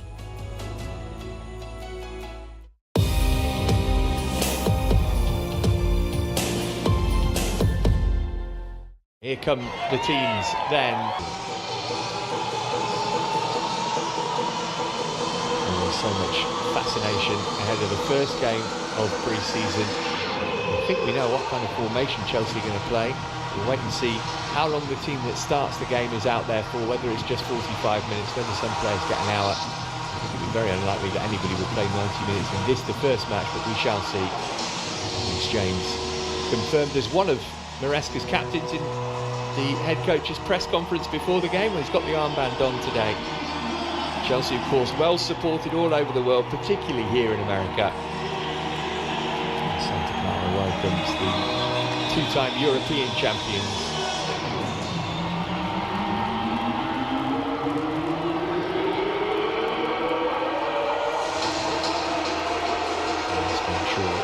Looking forward to getting to Nasser's on the pitch, and this is the team that he has selected to start the game.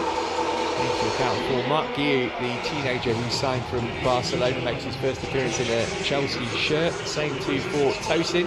He's joined on a free after leaving Fulham. Reece James will be suspended for the first 3 games of the campaign, but he, as I say, is in tonight. Robert Sanchez, who had injury problems last season, gets the nod in goal. And young Tyreek George also part of the team. With the Silvers of Lavia and Nkunku too. Mentioned that you'll know the name of James McLean, Elliot Lee might be familiar to you too. If you watch the documentary, you'll know plenty more of these players. Ollie Palmer, veteran goal-getter, leading the line with Paul Mullin unavailable because of injury. Lewis Brunt is another one to keep your eye on. New signing, number 3 from Leicester. He played on loan at Mansfield last season, promising young defender. He is in for a test today. What's going to be the aim then here, Sam? Is it going to be a gentle start to the game to ease your way back in? You don't usually see teams go hell for leather straight from the first whistle in the first game of pre-season. I guess you've got to get yourself used to the pitch and the surroundings as well. Yeah, absolutely, and I'm sure that they've been putting a lot of work in on the training ground. Conditions are incredibly hot as well, so I'm sure that will play a part in terms of the tempo. But a lot of this will be about the instruction they've been given, the tactics, the formation. Sometimes that can go out the window to a degree when you're just looking at getting minutes and fitness, but given we're not too far away from the big kickoff, obviously I think it's paramount that they start picking up all the instructions as soon as possible. So yeah, really looking forward to it, looking forward to seeing how the team's set up, and looking forward to seeing some of these younger players that we've not seen too much of, see what they can do. Debuting their new kits for the new season as well. Always a big moment that, isn't it, for supporters to see the lads are going to be looking for the upcoming campaign. Who get us underway? Underway. Red and blue, and 2 teams who in their own ways, their own very different ways, have been transformed by overseas ownership. The halfway line. And I guess by Casey in the last 2 or 3 years. A bit of pressure, but able to get it back to Chelsea, Sanchez, no problem. Have perhaps left more questions than answers in terms of the direction they're going. Yeah, absolutely no question. It was a case of just signing anybody that was available, changing managers, and there just hasn't been any kind of consistency with Chelsea over the last couple of years where it's been it was a loan last season from Arsenal into a permanent move to be Wrexham's #1 goalkeeper. Flag up against Palmer there.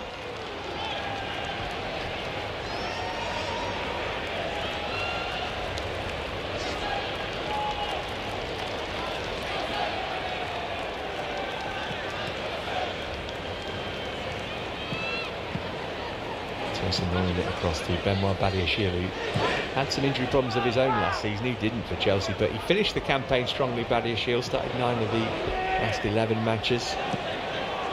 I almost said this is Thiago Silva, so familiar to see him with the number 6 on his back, but he's back in Brazil, so Levi Colwill's wearing it tonight at least. Badiashile again. Starting on the front foot, but this might be more like the pattern of the game we would expect to see, with Chelsea having all of the ball.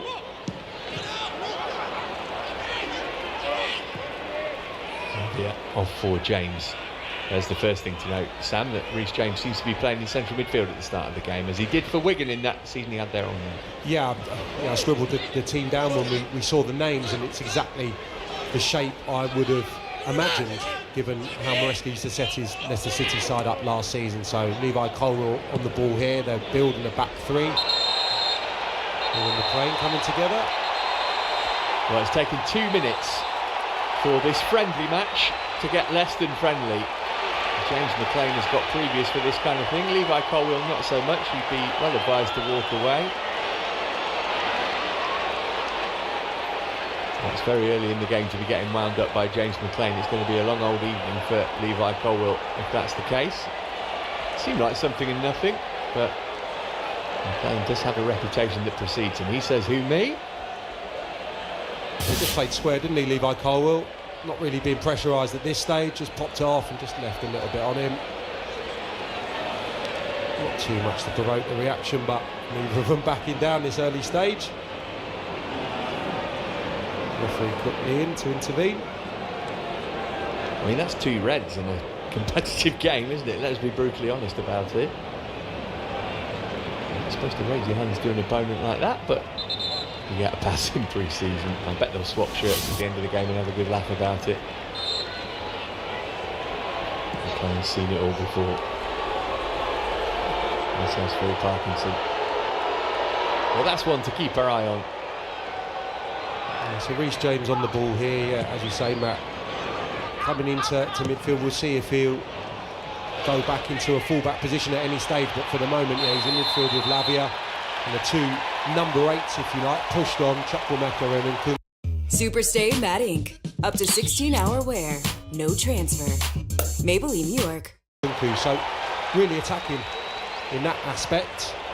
Chukwuemeka playing as a 10 invariably last season when he got his opportunities, and we know Nkunku can play a different number of roles, but going to be playing pushed on as a midfield player in this first pre-season game. First chance for Chelsea to test Nkunku here.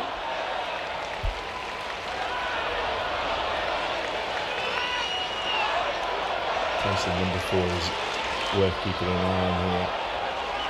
And he looms over most of his opponents. You can see him at the far post. Nkunku and Madueke and James are over the ball. James, he sends it in and goes for goal. And it's the side of the net rather than the back of it, which is rippling, but Nkunku was worried just for a second. Such terrific power in that right boot. Good disguise. Everyone's anticipating the delivery. Very nearly catching out Nkunku. Took the post on its way through. Offside again against Palmer. I think a lot of the talk, Sam, was that inverted fullbacks, which are in vogue at the moment, very much part of the Maresca methodology. It might be the left-sided player that would do that, but if it's James, it's something that we've spoken about, isn't it, in terms of him coming in and maybe not bombing down the right wing, might actually be a good thing for him in terms of his fitness. And because he's done it before, I guess that's why Maresca wants to have a look at it. Yeah, I mean, it was Ricardo Pereira, Hamza Chowdhury at times that did it last season to really good effect. And Reece James is such a good footballer, so capable when he's on the ball, amazing range of passing. It does really suit him to a degree.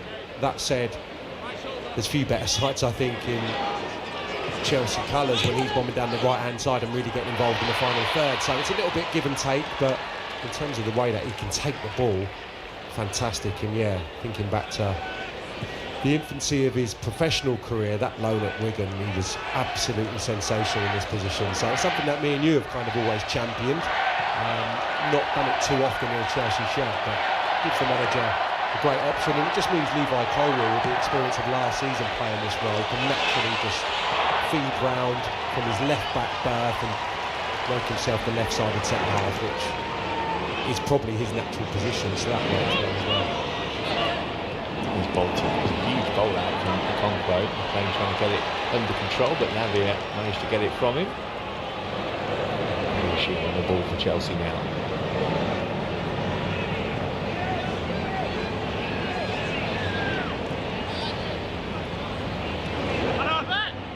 Thompson to Chukwuemeka.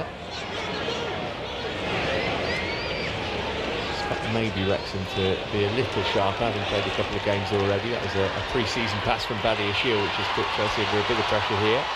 Here's Bolton to swing one in toward Palmer. It was Elliot Lee instead who was free on the penalty spot. Zulaga able to chest it back to Sanchez. A little bit loose from Badiashile, just trying to pop it into midfield, and first opportunity for Wrexham to break. Good space on the right-hand side for Luke Bolton, and Lee's runs difficult to pick up at times. Been a really good goal scorer in the lower divisions, and completely unmarked there as he made his way into the 18-yard box. So a little bit of a let-off. I feel like quite often when there's a player whose dad played, they tend to be in different positions, but there's quite a lot of similarity between Elliot and Rob Lee, isn't there? Sort of late arriving in the box, Lampard style to pinch a goal. Yeah, absolutely. Yeah, he's got a real eye for goal.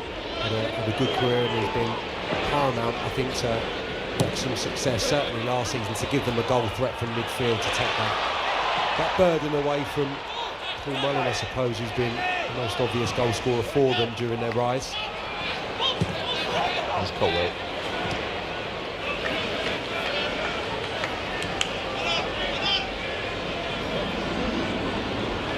Chukwuemeka. They'll be looking for a run of fitness this season, Kani Chukwuemeka. Missed the last 6 games of last term with a knee problem.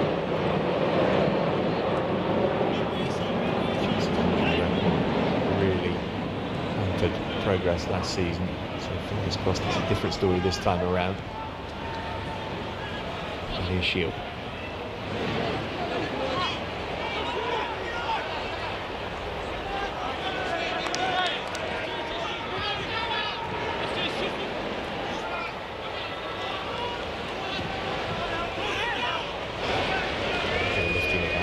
Side for Tosin.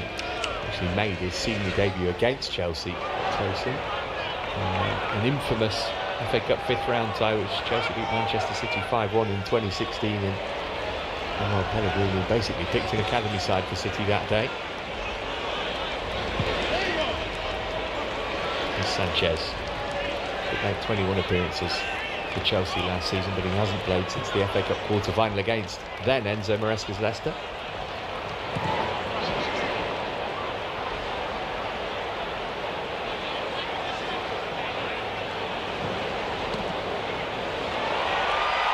From Chukwuemeka, and he couldn't get it under control from Lee's pass. James moved it forward, but Nadia was in the way. There's Tyreek George, first chance for him to show us what he can do.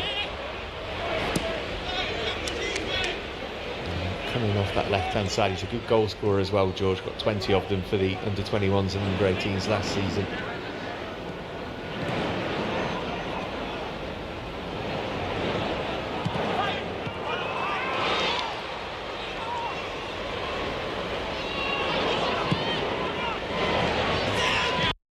Try the new Nice and Lovely Flawless Bio Body Oil. 9 out of 10 Kenyan women agree it worked for them.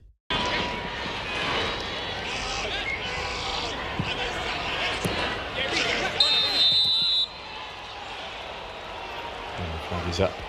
And Chelsea get the free kick. They've started the game well, Wrexham.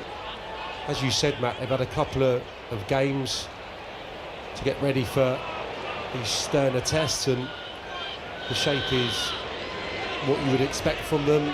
Very much a back 5 and then 3 quite narrow midfield players. It's actually McLean joining in with Ollie Palmer, and Chelsea just struggling a little bit to get the ball into midfield and into the forward players. I think at this stage Levi Colwill and Tosin are going to be the 2 with the most space. Quite narrow, the Wrexham shape. And those 2 are probably going to have to take 1 or 2 risks to drive forward with the ball, because as you can see, that middle third of the pitch incredibly saturated, especially with the 2 front players dropping in. Yeah, here's the plan. And Colwill renewing acquaintances, and Colwill won that battle comprehensively.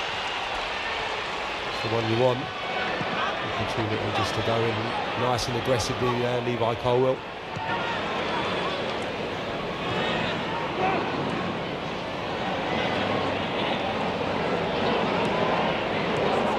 Nkunku.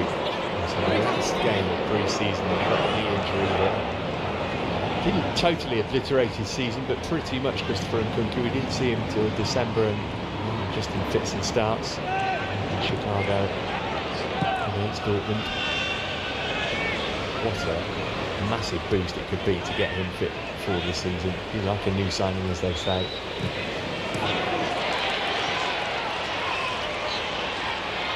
Nadia in to win it back.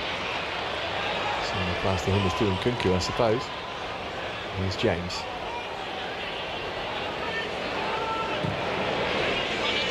Very much the senior man in those under 24, Reece James. He's seen more at Chelsea than anybody else out there today. Enzo Maresca might be a newish name in terms of coaching, but he's familiar to long-time watchers of English football. He made his debut for West Bromwich Albion in 1998. He went back to Italy for the majority of his playing career, played elsewhere in Europe too, in Spain and Greece. Here's McLean.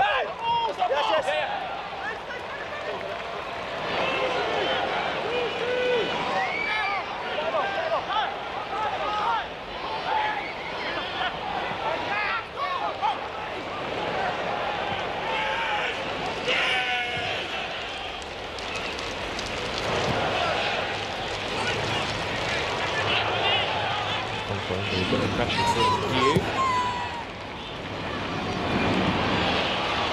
Palmer looking for the plane, but Thompson had read that.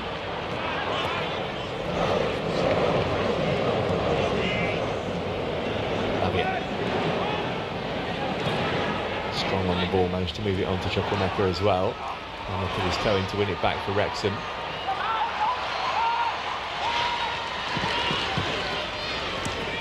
Playing.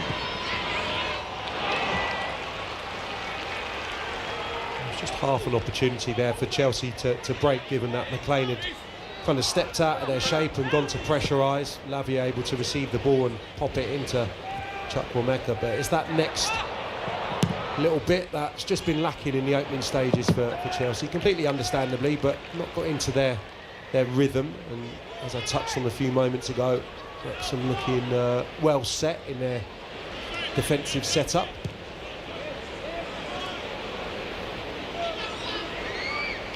Shield, everything in front of him.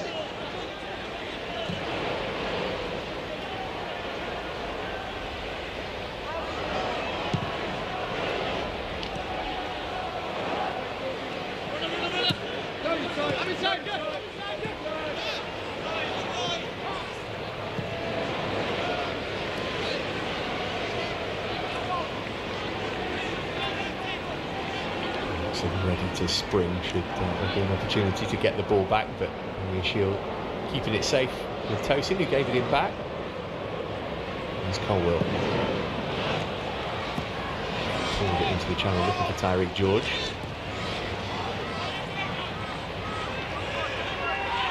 Not seen much of Mark Guiu so far, number 38 on his back. Chelsea be looking to get him into the game a bit more. Tosin's header kept it away from McLean. Chukwuemeka scanned before he received the ball, realised he had a bit of time. There's Madueke, who finished the season strongly, started the last 10 Premier League games actually, Noni Madueke.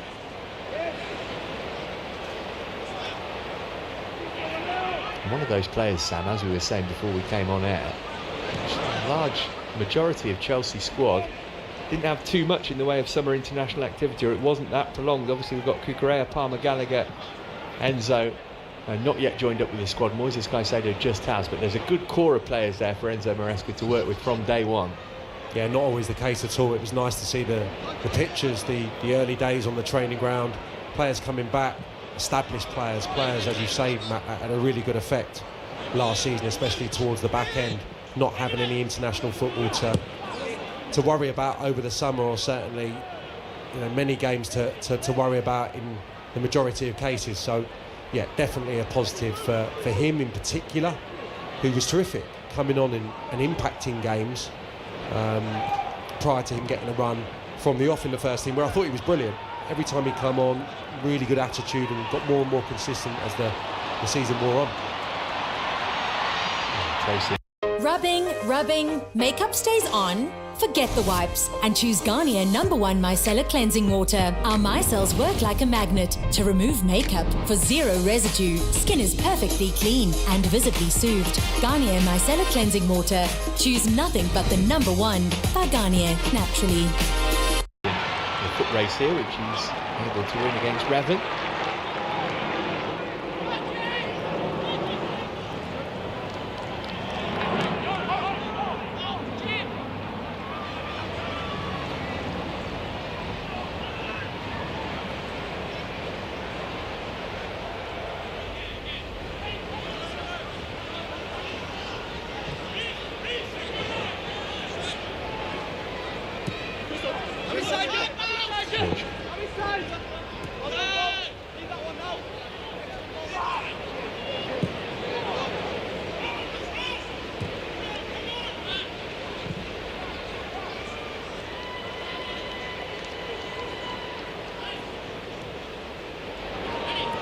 Colwell. Making an early move for him. That was where the ball was aimed. They were able to get it back to goal as well. Good defending actually from Lewis Brunt, but it will be the first corner of the game. It's gone Chelsea as well. Yeah, it's good from Guiu. Just recognising that it's just a little bit stale at the moment. Made a couple of really good movements there. The first one towards the ball and spanning behind. Chelsea didn't opt to play him on that occasion, but there, willing runner, in the channel. At the moment, Chelsea just finding it difficult to play through Wrexham, so sometimes it calls for that. Again, it's Reece James, the man for the set piece. Great delivery as well. Oh, and the glanced header from Nkunku begged a touch at the back post from Guiu. Best chance of the game by a distance, and Nkunku will be frustrated because he's there, he gets up, he just doesn't get his forehead, or enough of his forehead onto the ball, just glances it towards the far post. Could have turned into a brilliant pass if you like, but should probably score. Did score against Wrexham last season, Christopher Nkunku.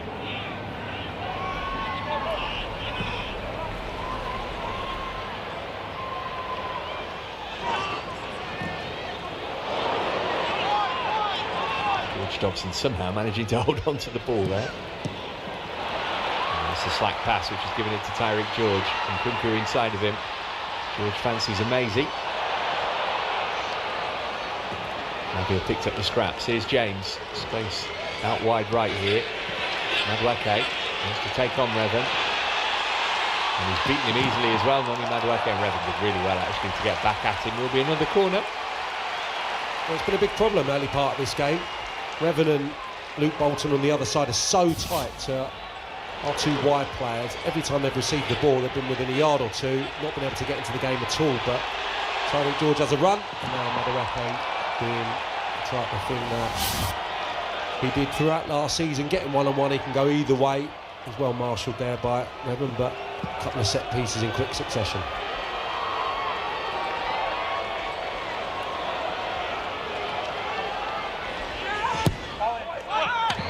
Delivery in toward Tosin. It's still loose, but it bounced up off his arm.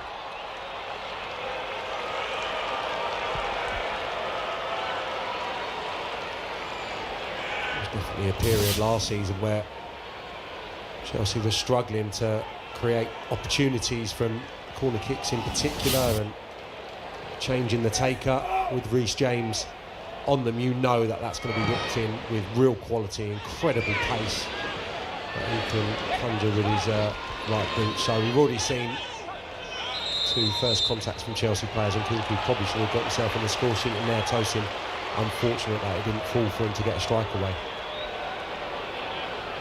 It feels like the officials aren't on his side at the moment. Parkinson's got out of League One before as a manager with Colchester and with Bolton. He's got his big boss looking over him today.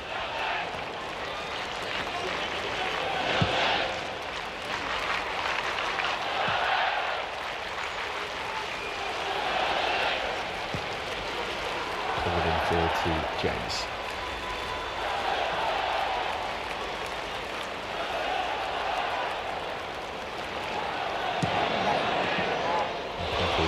Can get that under control. George will chase it down now. Guiu is there to put the block on Okonkwo's clearance. Starting to get a bit more involved in the game now, Mark Guiu. Yeah, he's working incredibly hard. Frustrated probably that he's not been able to get on the ball, link up with his teammates, but willing runner there, closing down excellently. I think he is a player that needs players around him, not someone who's going to take it and have too many touches, just wants to play probably 1 and 2 touch, and his biggest asset is in the 18-yard box, where he's been constant goal scorer through the levels for Barca, and obviously got his opportunity in La Liga, in the Champions League, and already shown what he can do at such a young age. It took him all of 23 seconds to score in his debut against Athletic Bilbao. That's a late one on Nkunku. Is there going to be a card here? Yes, there is. For George Dobson. New signing coming from Charlton over the summer. Dobson, former West Ham Academy player. Luckily, Nkunku's quickly bounced back up to his feet.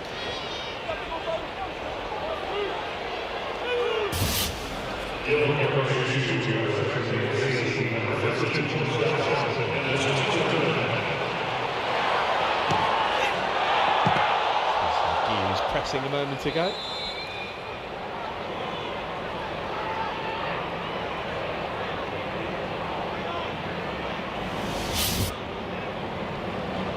Madueke is going to swing this one in. George is there ready for a short one. Fancies it. That's how it's floated in. Good ball as well. And a touch from Tosin. Again, Guy was trying to get something on it far post. Encouraging again as a Chelsea head that makes contact. Just thought for a moment as it was flighted that Badiashile was possibly going to be favourite, but Tosin, the threat gets up well.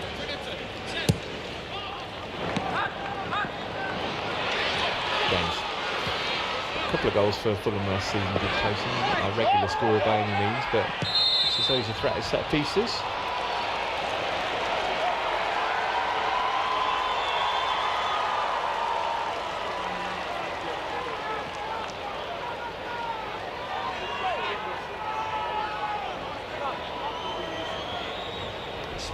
Revan, who's another new signing for Wrexham. He's coming from Aston Villa, albeit he didn't actually play for them. He was on loan at Rotherham last season.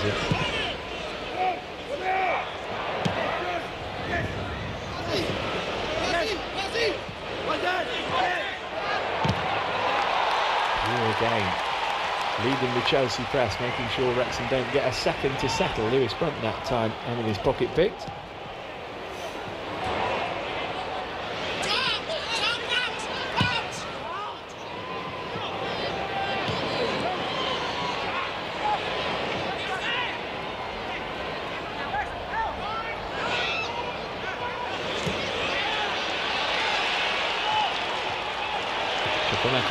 Oh, nice weighted pass from Madueke. He's got plenty of options in blue here, Noni Madueke. Just waited a fraction too long, allowed Dobson to get the challenge in. It's a shame, it comes from a Wrexham turnover. Chelsea snapping into challenges. I think it was Lavia with the initial bit of play, really good.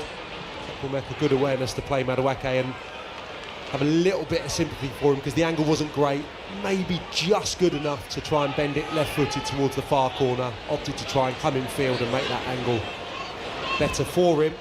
Dispossessed at a crucial moment.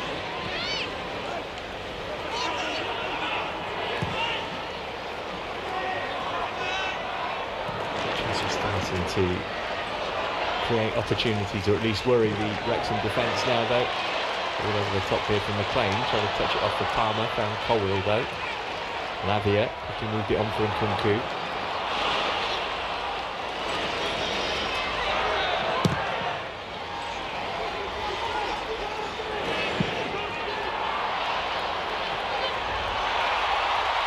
McLean, was he onside or surely not? His assistant didn't put his flag up before the official had blown the whistle.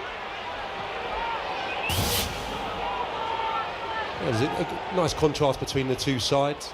Wrexham opting to go long towards Palmer. This is that previous good move. I just thought it was on there maybe to bend. It wasn't ideal for him. Just turned it down.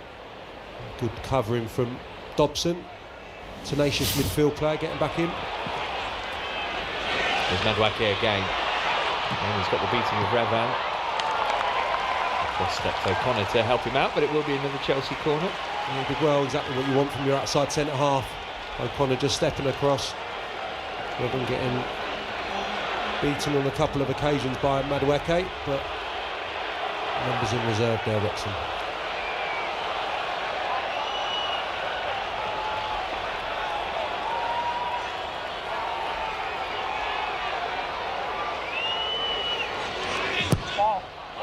Again, sends it in. Oh, Badiashile, great opportunity, maybe second time round. Chukwuemeka off the toe of Nkunku. Madueke trying to keep the move alive. Eventually Wrexham get the free kick. That's going to be a yellow card for Noni Madueke. Referee's a bit keen here. I think he didn't book even McLean or Colwill for that earlier skirmish, and he's giving Madueke one for that. Yeah, I mean, it's on the swing of that for Badiashile. I think if that's Tosin, another who's attacking the ball, getting it on their right foot from 7 yards out, that's going to find its way towards the target. Badiashile doesn't make the necessary contact, and as you said, yeah, a couple of soft yellow cards, one for each side now.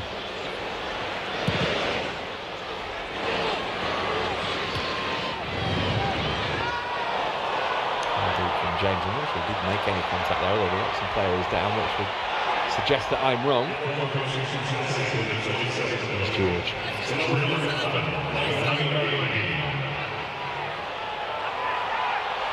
Looking for the dead ball line here, Tyreek George. He needed 3 players to get the ball off him. McLean can't keep that in play.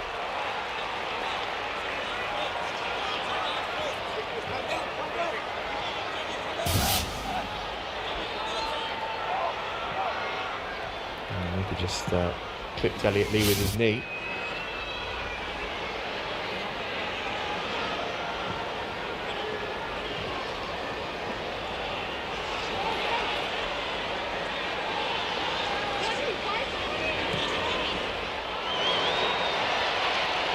Here's Revan. Feed it through from McLean. It's a decent ball as well. Paddy Shield trying to get the block on. McLean got the shot away. And Sanchez was able to beat it away at his near post.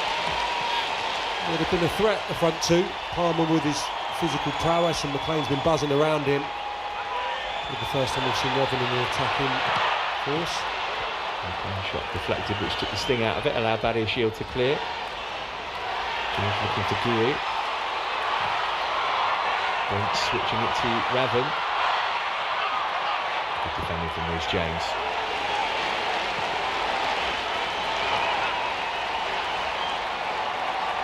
Not being cowed by their opposition, are they, Wrexham? They're posing a threat when they come forward. Yep, absolutely. There's a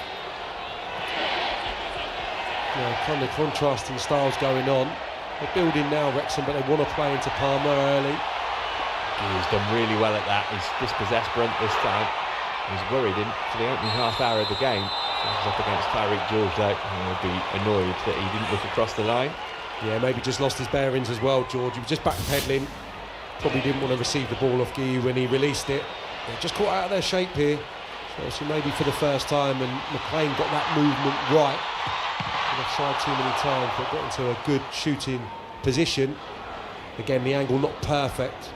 To drill it towards the near side, and Sanchez is very comfortable.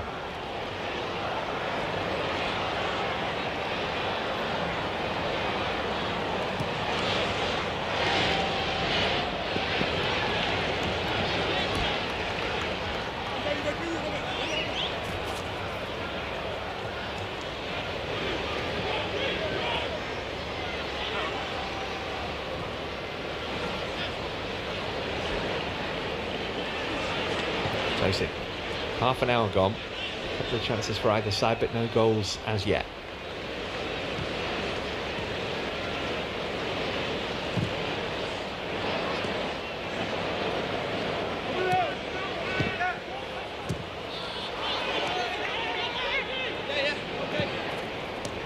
Nkunku.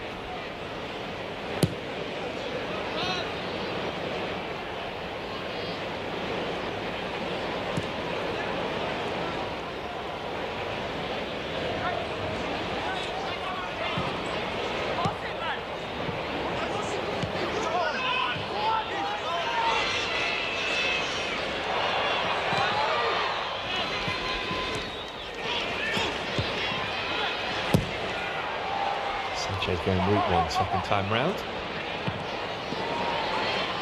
Revan couldn't get it under his control. Maybe trying to win it back off Lee.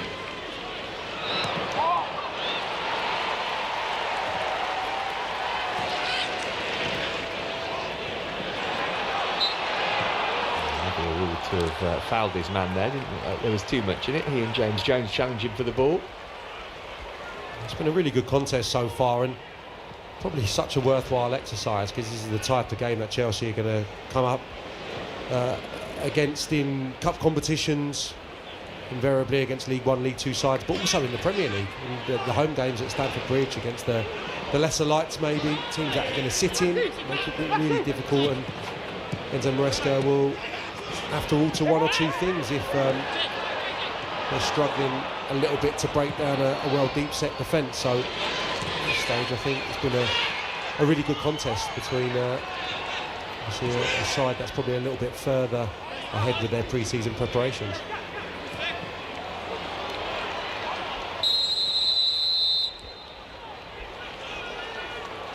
That might mean that Wrexham are less likely to make 11 changes at half-time, as it's game 3 for them, but we shall see. It's all carefully pre-planned these days, isn't it? Yeah, I think he made 11 changes at the hour mark or something in the previous game, so yeah, you're just drip feeding those extra minutes into the players. He'll want to get a few 90 minutes into the players' legs probably in the next 7 days or so, with their season arriving a week prior to that of the Premier League. So absolutely expect some of these guys to stay out a little bit longer tonight. Cute. There's Lavia.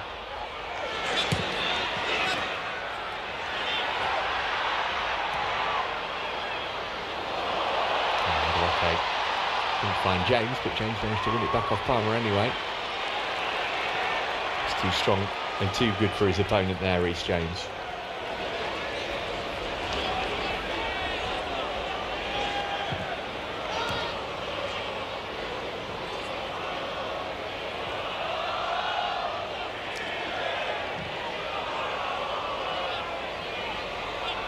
Madueke. Then again. Chukwuemeka. He's back behind the ball for Wrexham here to Chelsea to try and pick the lock. Chukwuemeka off for Nkunku. Here's George. Floated it far side, looking for Madueke. Put behind by Revan for Chelsea's fourth corner of the first half. Really good from George. Finds a good delivery, good end product. Probably the biggest frustration of the half is not being able to get Chukwuemeka and Christopher Nkunku on the ball enough. It's quite saturated in that middle of the pitch. Essentially they've got a 3v2 up against them. Dobson, Jones and Elliot Lee play quite tight and have marshalled them particularly well. So that was encouraging to see Chukwuemeka and Nkunku just combine there. Changes ball in again. George is going to line up a shot here. To bend it, Tariq George. It's going to break for Nkunku and he's going to hammer it in for Chelsea's first goal of pre-season. And just like last year, Christopher Nkunku finds the net against Wrexham. And with 10 minutes of the first half to play, it's the Blues who strike first in Santa Clara. Well, it's a brilliant finish. Puts it away wonderfully well. Great power. Christopher Nkunku, as you would expect from a player of his calibre, but again a set piece causing problems, and that has been Chelsea's main threat, I would say, throughout the opening 35 minutes. The credit Tariq George here, the awareness I think to shift here and make that little bit of space to get the strike away. Cannons off, a combination of Levi Colwell and I think Lewis Brunt, and Nkunku is on the hand to dispatch that brilliant strike.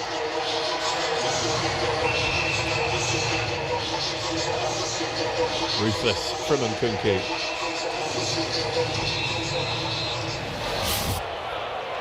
And we saw flashes, didn't we, of his quality last season. That brilliant goal he got at Anfield. He came on against Newcastle in the League Cup quarter-final and smashed his penalty in the shootout. That was his first appearance.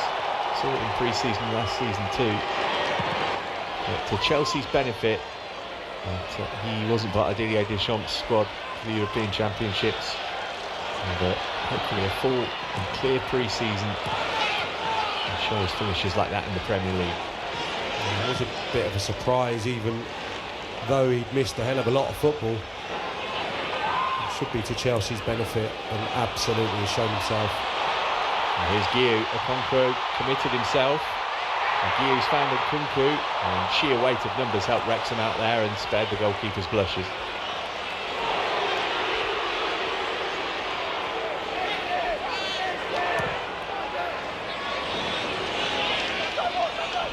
George got the bit between his teeth now.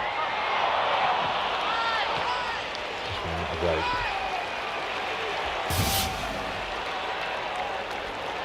And again, really unselfish work from Guiu. He's done this brilliantly throughout the first half, with and without the ball really. As you touched on, he's been aggressive when he's gone to close, and it's been a frustrating half in some ways for him that he's not been able to get on the ball as much as he would want to, but kept running, kept moving, intelligent movement, starting to get his reward.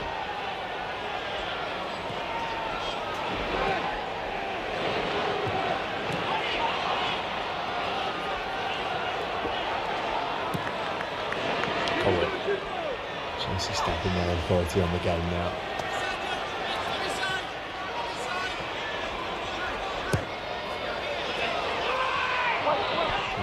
to unsettle Blunt again. Using too much force for the referee's liking.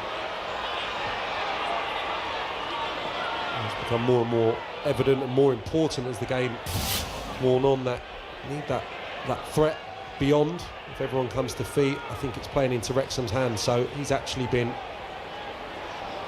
in retrospect, a really clever selection up there. His mobility's been excellent, moving them around and causing them problems when he's gone to close them when they've been trying to play out and having that one or two extra passes in build-up play. So I'm sure Chelsea fans have enjoyed watching him so far. He actually made 7 senior appearances for Barcelona. They did Guiu, but he's only 18 years of age and they did not want to let him go.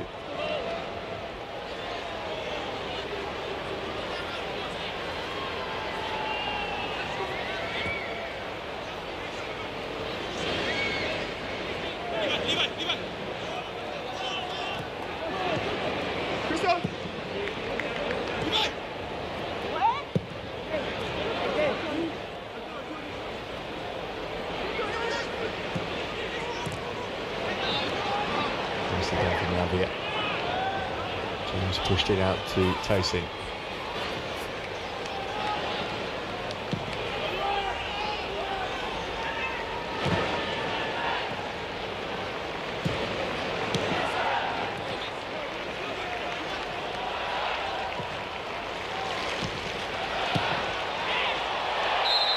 Down on Nkunku, indeed it is. He was thinking that was the only way he could stop him.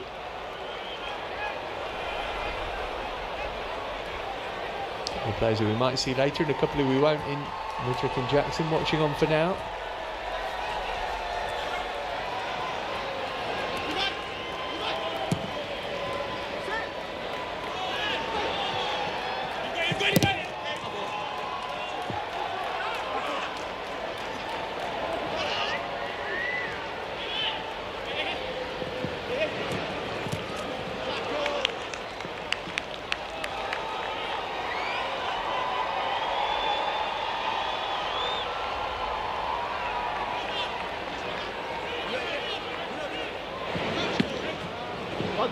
Being able to keep that under his control.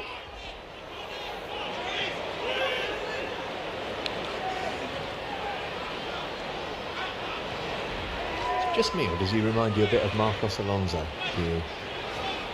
Same sort of size, haircut, build. Totally different kind of player, obviously. You can tell by your action that it is just me.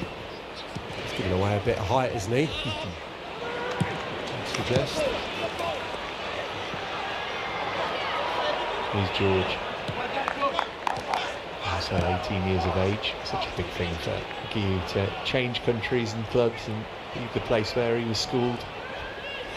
Some promising early signs for him in the first half here.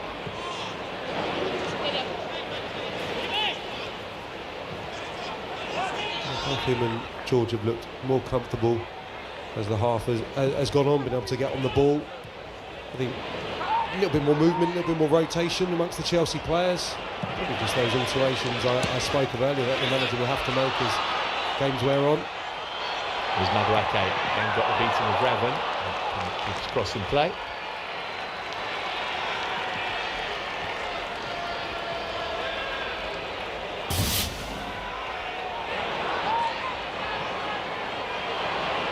It's been a good battle again in the latter stages of this half.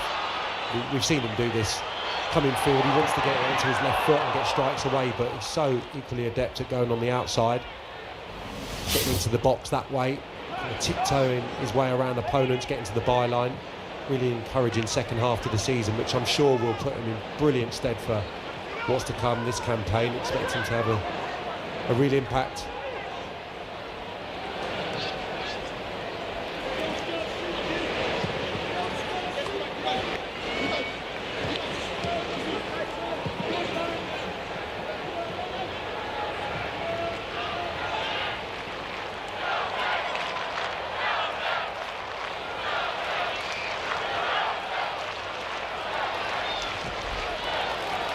Taveta.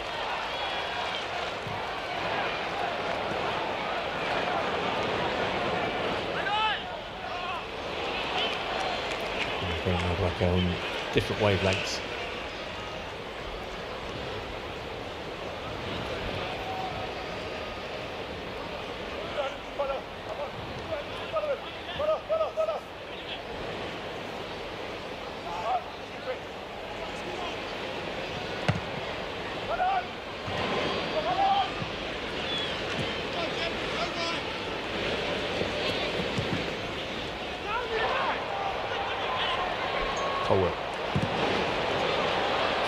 Pummeled it down the line and asked Nkunku to chase.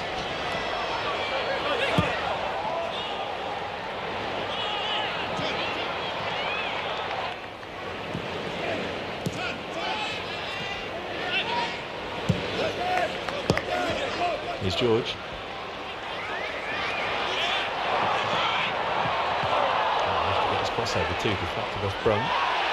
Here's for handball against Lee, nothing doing.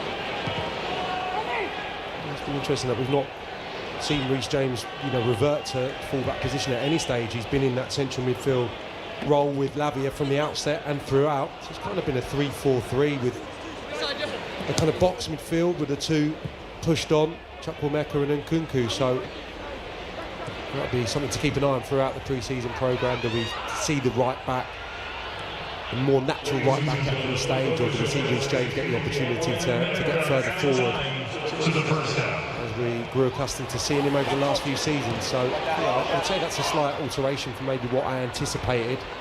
Reece James being in there at the start and throughout.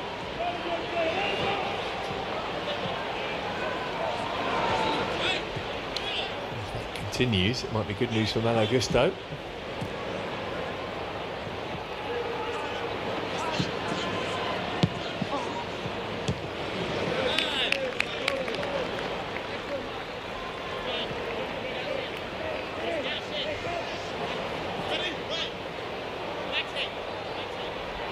Really pleased with what he's seen so far, I think.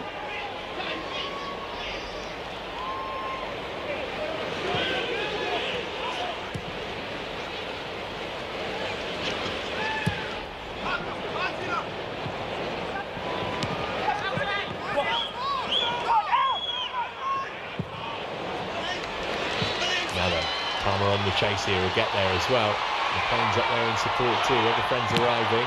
Palmer went for goal himself and hit it straight into Tosin.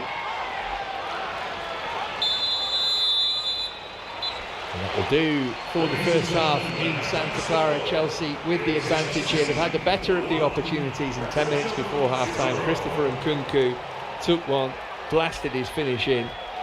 Wrexham have posed a threat themselves, albeit not seriously tested Sanchez yet. Some good moments for Mark Guy. We'll wait and see how many of these players emerge for the second half, but at the break here it is Chelsea 1, Wrexham 0.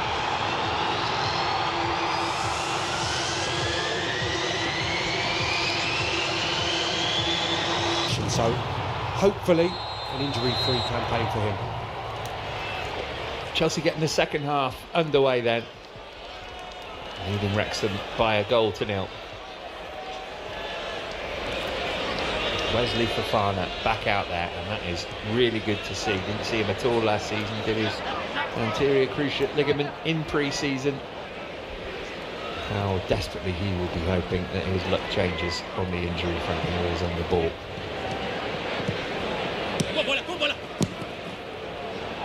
There's Josh Achapong, who did get his senior debut. A great place to do it as well, in a win at the Bridge against Spurs in May, toward the end of last season. Sure, we're looking to set Sterling away, but too much on that goes through to Okonkwo.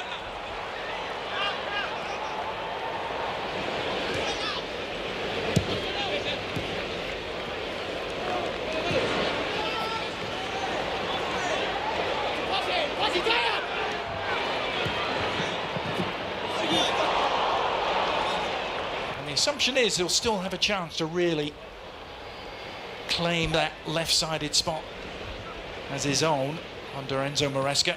Plenty of competition in that department. Plenty of competition in every department. Sure. And that's expected. Achapong. There's Ugachukwu, who suffered from injury problems last season, got a hamstring injury at Wolves on Christmas Eve, and that was pretty much it. This guy shouldn't be fouled there, referee says no.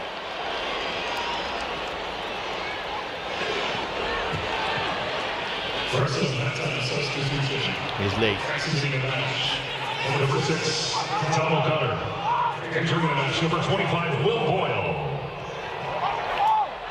Evan, chance to cross, deflected on its way in. And Bergstrom has lost it and got it at the second attempt.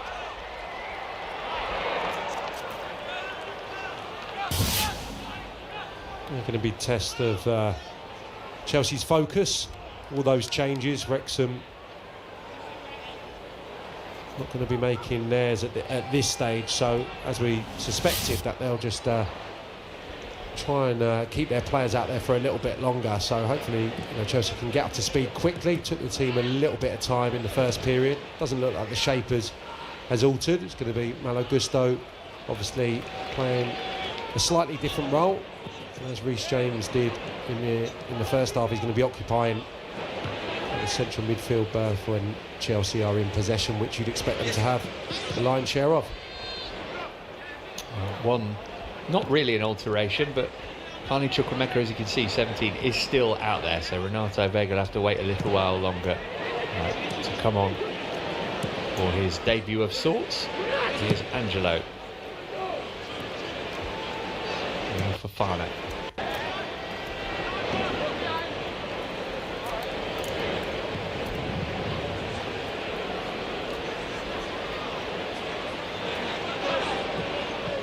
In front of him, so he went square to Achapong. This is Chilwell now.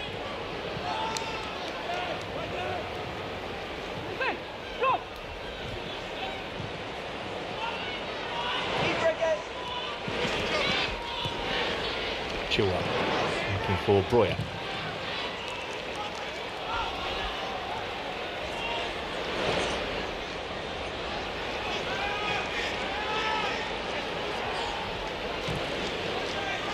Sterling. This is touch back for Chilwell.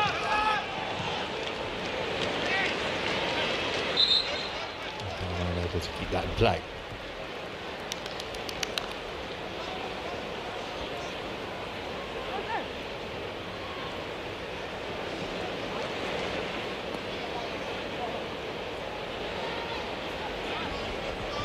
Fofana.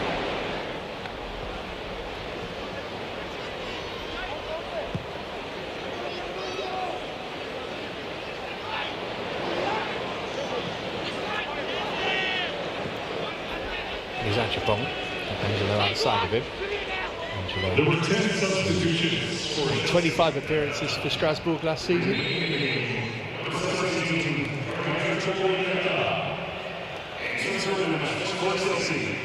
Number 7, Robinson Sterling. Number 16, Leslie Luchawu. Number 19, Armando Moya. Play. I could be pleased to see that goal has been played after their little skirmish in the first half. Lee.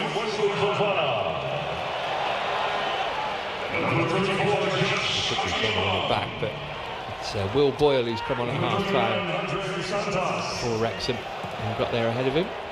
Number 41, Angelo. Goalkeeper number 47, going to take it. Bichukwu.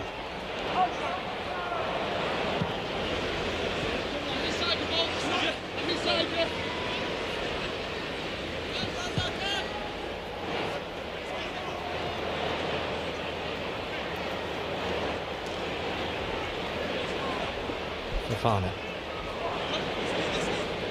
This time we saw him was on the last day of the 22-23 season against Newcastle. Wesley Fofana had a promising start in moments to his Chelsea career.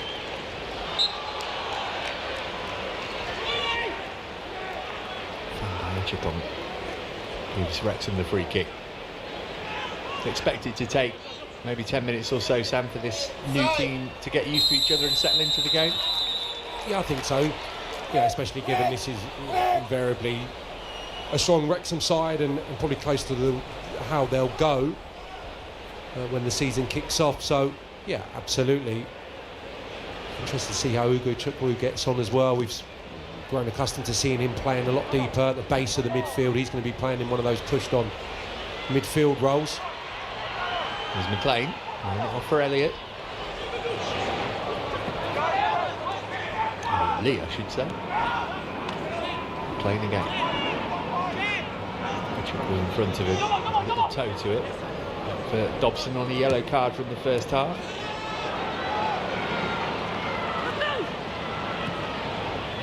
Santos moved it on for Angelo. It's those two last season. And from Angelo, really good ball as well. Sterling wanted to get there, but Nkunku made sure he couldn't. That was a shame. Cutting in field, well found by Santos. Raheem Sterling had a little bit of space, just stayed kind of level with the far post. If he'd have moved infield, possibly could have got there and got a first time finish away.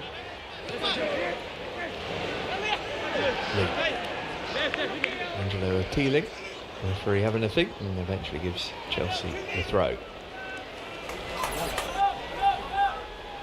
Oh, he couldn't have imagined that his profile would rise to the level it has. Phil Parkinson in America, I don't think.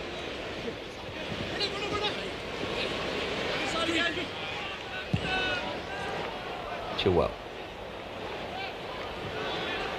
scored against Wrexham in this fixture last season. Ben Chilwell.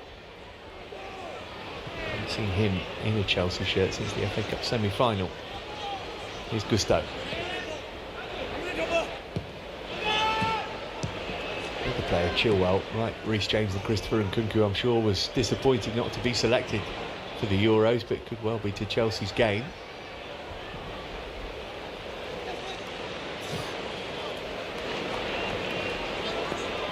Achapong.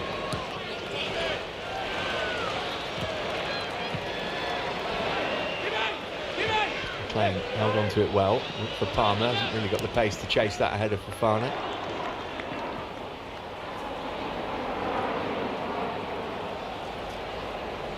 I guess, Sam, if you Wesley Fofana, who's been on the sidelines for a year, you can do all the training that you like, but this is where you really feel as though you're back a part of things.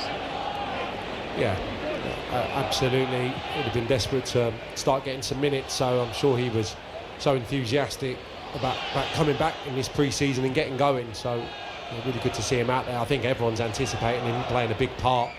I think despite all the signings across the last 12, 24 months, he's one that's really excited, and everyone really would have him in probably the side when everyone's fully fit. So it's going to be a case of him getting up to speed first and foremost physically, and then showing that he's ahead of the other centre-halves, because there's great competition in that area of the pitch now. Yeah, Sterling's done really well, no foul, got support as well, going to go for it himself, and Okonkwo kicked it away. Picked up by Chukwuemeka.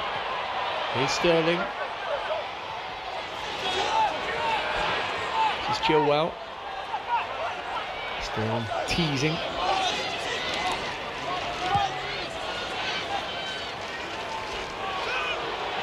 Andre Santos. Gusto.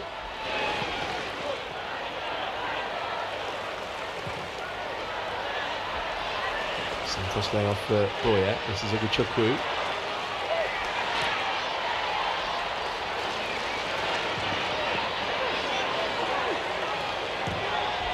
Santos clipping out left hand side. Sterling's got some space.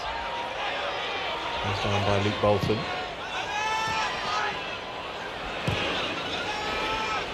Santos again. Chukwu. Wrexham can't get near the ball at the moment.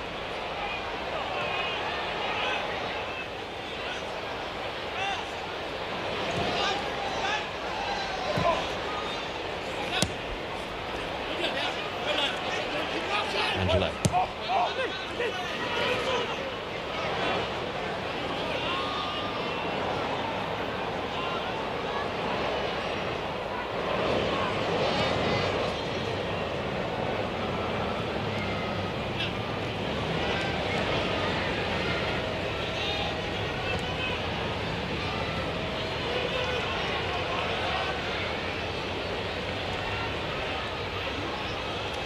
kick-off. It was 28 degrees here. It's a little bit now, but this is going to be tiring work for Wrexham if they keep chasing shadows as they are.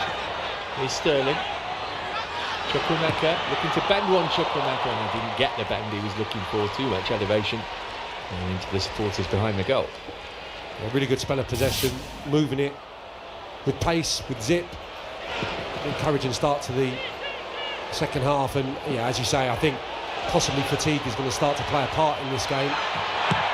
It's looking really bright, a couple of chances.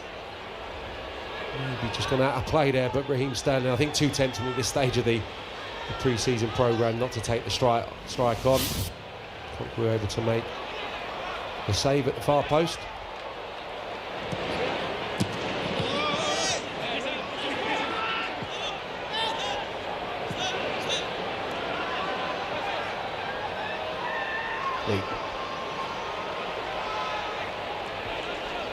Wrexham will head to Canada after this to take on the Vancouver Whitecaps, and they have slightly more prosaic opposition for them in Fleetwood in their final friendly. It's a week before the season starts. They go to Wickham on the opening day.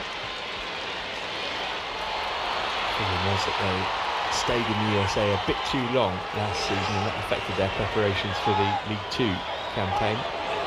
Coming back a little earlier this time.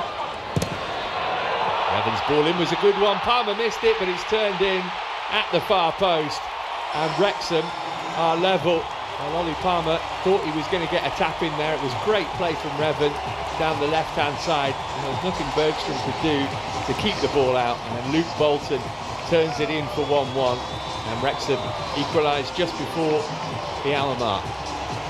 Yeah, it's good play down the left-hand side, and the 18-yard box is well stocked from a Wrexham perspective, and that's not something that I'd have said too often so far tonight. Built down the left-hand side, little loose bit of control from Ugo Chukwu. They got numbers forward. As I said, they've had to pick their opportunities really. Stays onside well. Lee who finds over down the left, and the ball in is really good. It's aided actually by that little deflection off Ugo Chukwu. Turns it into a brilliant delivery. Palmer can't convert, but Bolton on the far side, strong side foot. That's his name on the score sheet. Special moment for him. And from Salford in January of this year, when come to the Manchester City Academy, Luke Bolton. Here's Palmer. I fancy it now, Wrexham.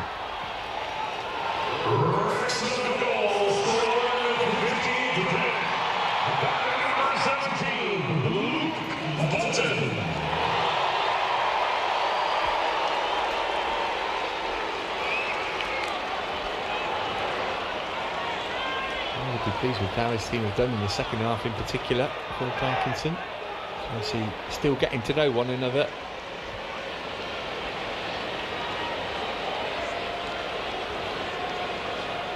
Here's Achapong.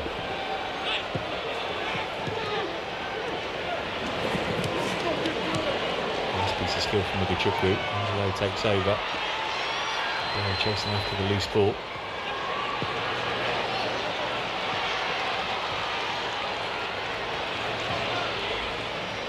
Not really seen the two wing-backs as an attacking threat for Wrexham until that moment. That's the first time.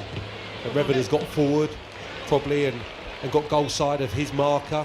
It came from a turnover of possession, and obviously Luke Bolton, the opposite wing back, as you would want as a coach, in on the far post, just making sure that there was an extra body in the 18-yard box if your centre forwards can't convert. It's exactly how it played out for them. Unfortunately, it came from that slight error as well to stay on side here. And as I said, Ugo Chukwu gets back in, and I think this little deflection probably turned it into a better ball. Just concentration, that's about for Bolton. Sees it quite late and then just steers it away from Ben Chilwell. Nice finish.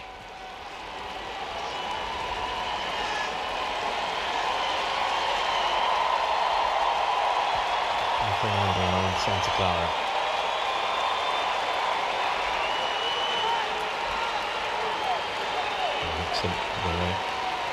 use this marker to make some changes. There's Jack Marriott coming on, and Palmer, one of those going off. Himself about a bit, hasn't he? Gordon Davis there also coming on, I can see. A change in between the sticks as well. It's Callum Burton who's come on.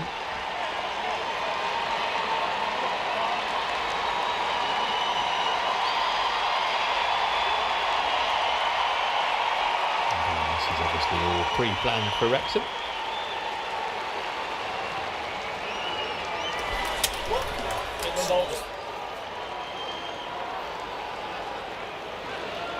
There's a new signing to provide some competition for a Okonkwo in goal.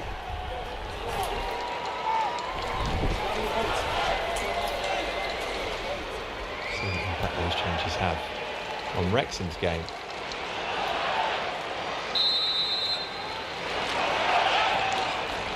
And played the free kick short. Now he's in a good position, James McLean. Can he pull it back for Boyle? Missed him. All of a sudden, Wrexham looking particularly threatening. Yeah, just on his wrong foot, wasn't it, McLean?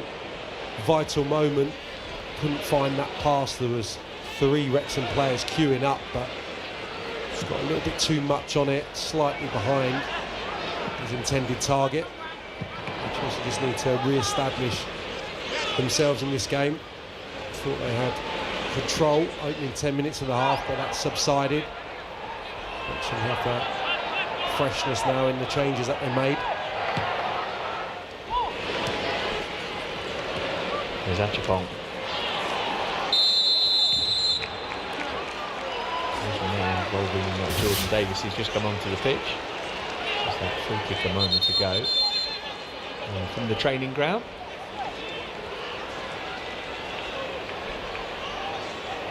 Really well worked. I don't think maybe initially it was intended from McLean possibly to make that movement, but good awareness from him to drive into that space on the right hand side of the pitch. Just couldn't find his pass.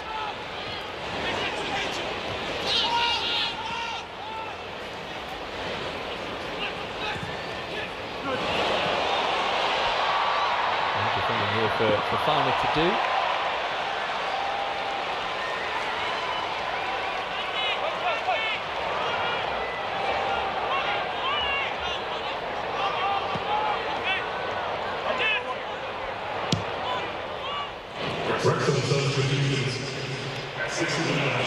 Gustav. Number 3, Lucas Front. Number 9, Ollie Palmer. Number 17, Walton. Number 30, James Jones. Number 38, Lee. Number 43, Cesar. It's a match for Wrexham. Number 7, Joey Davies. Chua. Number 11, Zakaria. Number 12, Dolby now the 14th for Wrexham, 11 and 18 respectively. And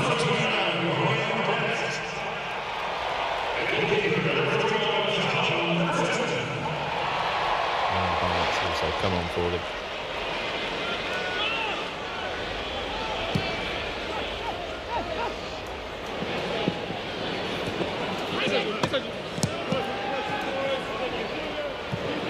Chipong.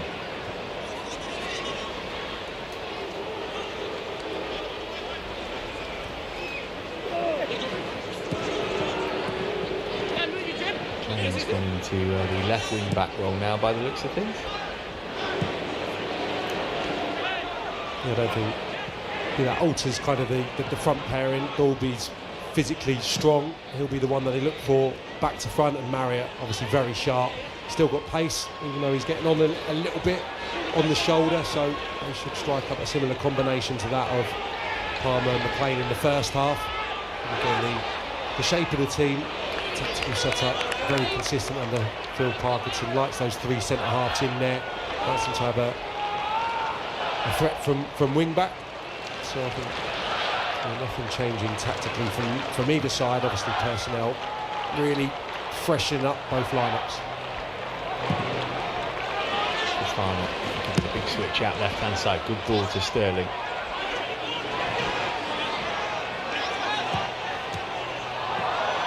Back here, Raheem Sterling.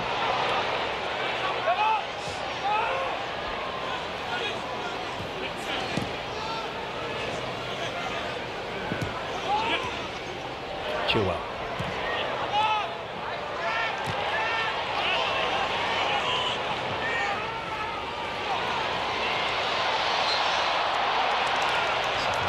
Santos.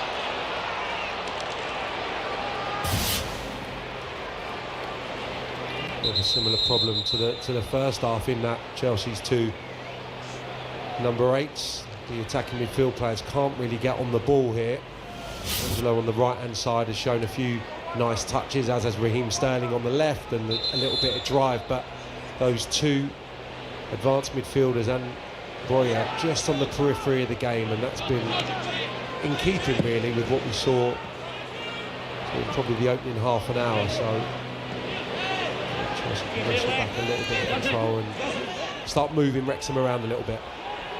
There's Chukwuemeka looking to do that out to Sterling. The most threatening of Chelsea's front three that are out there now. Into the dead ball line. Clipped his crossover deep toward Angelo. His head on it. Moves it back to Gusto. There's Chukwuemeka. Gusto again. Good defending that from James McLean. Right place, right time. It was a shame. It looked like it was well flighted for Angelo to go and attack at the far post. Just opted to let it land on the surface and recycle possession, but almost threatening Chelsea have looked for a while.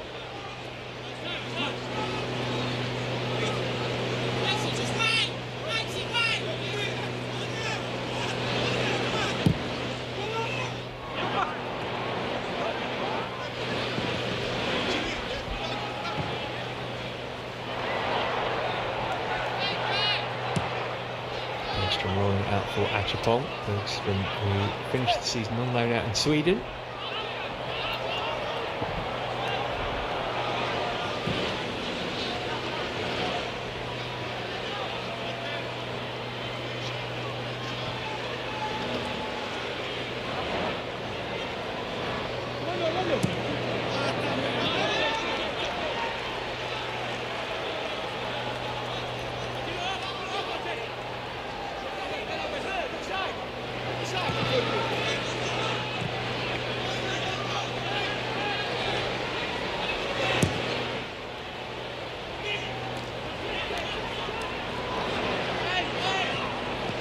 Gusto, really impressive last season. 9 assists he got. I think we expected to see quite as much of him as we did, but he quickly became one of the first names on the team sheet, Sam. Yeah, had a terrific campaign. I think defensively first and foremost, really solid, great one-on-one defender. He got good pace, but I think it was in attacking areas where he really improved and obviously started to show a great level of consistency, putting in good balls. I mean, we're spoiled, aren't we, really, with what Reece James has provided from the right-hand side, but having him missing for so long was a huge concern. But Gusto supplying quality at both ends of the pitch was a real bonus, I think. And yeah, took everyone by surprise, I think. So hard to remember just how young he is as well, I think, given the level of his performances, the nature of them. Great maturity from someone who maybe you would have expected just to be bedding into life in the Premier League and at Chelsea last season. He did brilliantly.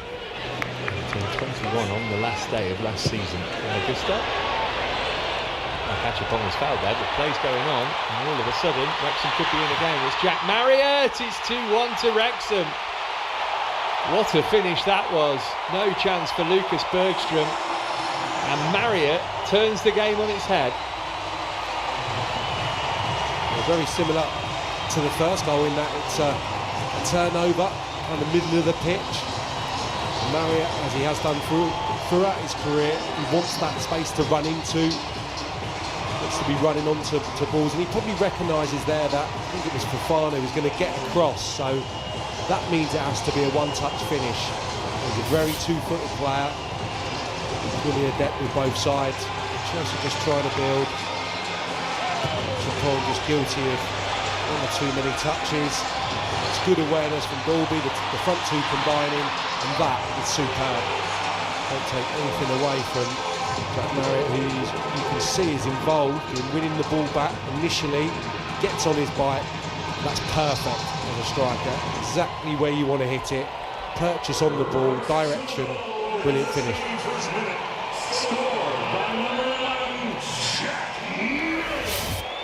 Only managed one goal last season. Marriott came right at the end of the campaign against Forest Green Rovers and joined from Fleetwood in January. And that's the finish of an accomplished striker. Oh, we talk about results not being important, which they're not really in pre-season, but Chelsea won't want to start their pre-season campaign with a defeat against the third-tier side. It's set up for a exciting final 20 minutes or so. Jackson had their first corner of the game. And they're asking all the questions at the moment. Yeah, they are. Maybe 5 minutes before the changes occurred, they just started to get a little bit of joy. Certainly those changes have acted as a little bit of a catalyst in control at the moment, and Chelsea need to respond. It was a brilliant goal, brilliant finish, because that's the only place the ball can go really, on his left side. The kind of direction's not enough. You need to combine that with the pace on the strike, and we've got both absolutely perfect.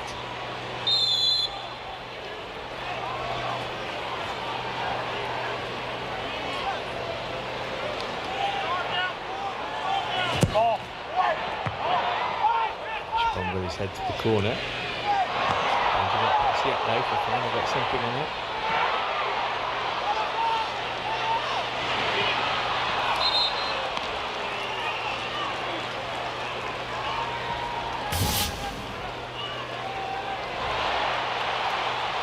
You'd have been proud of this, Sam.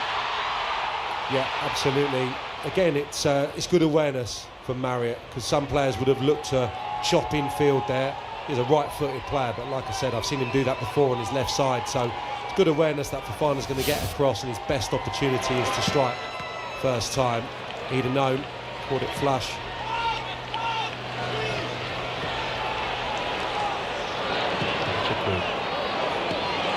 Here's Angelo.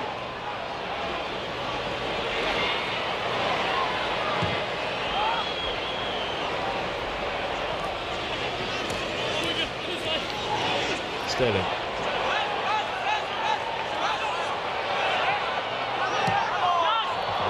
Gusto. Maybe after another game or two would have got the weighted pass right.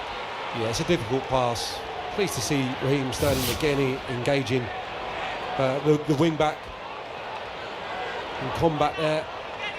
Barnett as it now is, and he's got to try and take on his man, but a good test for Gusto as well, playing infield, playing midfield in tight areas. Can he manipulate the ball? Can he find that pass on that occasion? Unfortunately not, but yeah, a few questions been asked of his skill set this early stage of pre-season as well.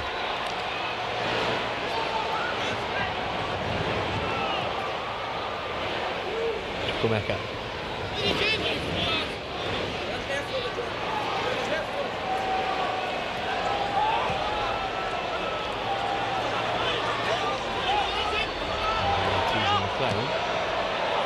Again, it's the return ball of the 1-2 which has too much weight on it.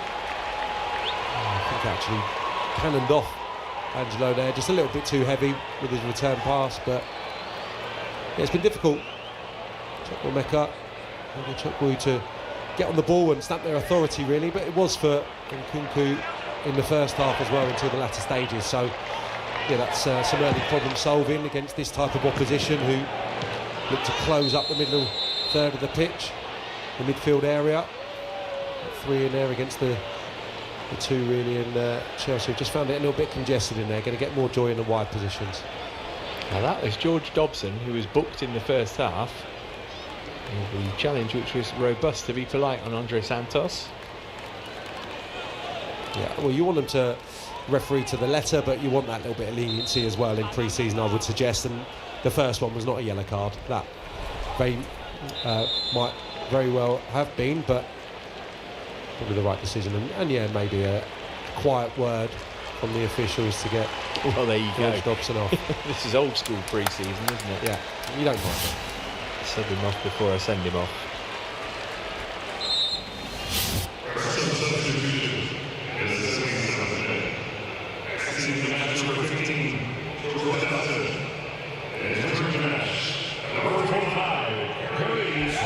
Ashfield, one of the academy products from Wrexham, has come in to take his place. Wrexham's academy has just been upgraded to a Cat 3 level.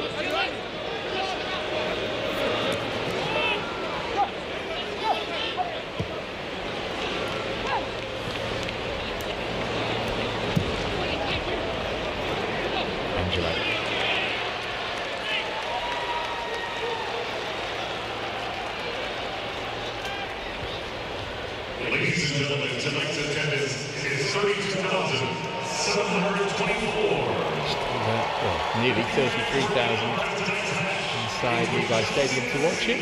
Bad for staying around one of the teams that's won the third tier of English football.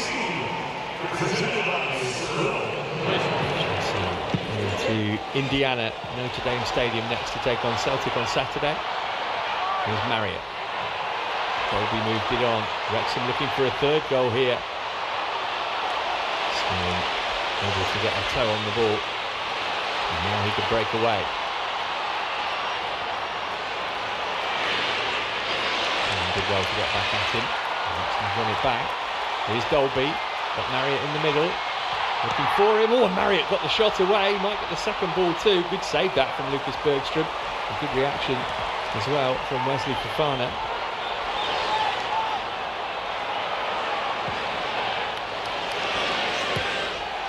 Come Wrexham again.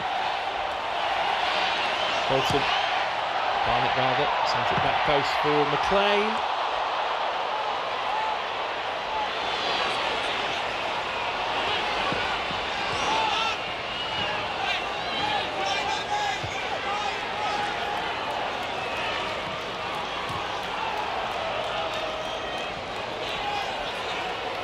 Davis.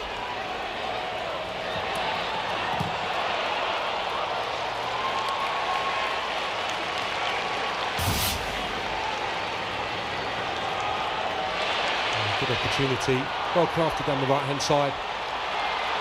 Dolby with the delivery. I thought the movement was a little bit telegraphed because he was in front of Achapong the whole time there, Marriott. I was maybe expecting him just to check his run, but still able to get that strike away despite the close proximity of his marker. Really good play from the centre forward once more.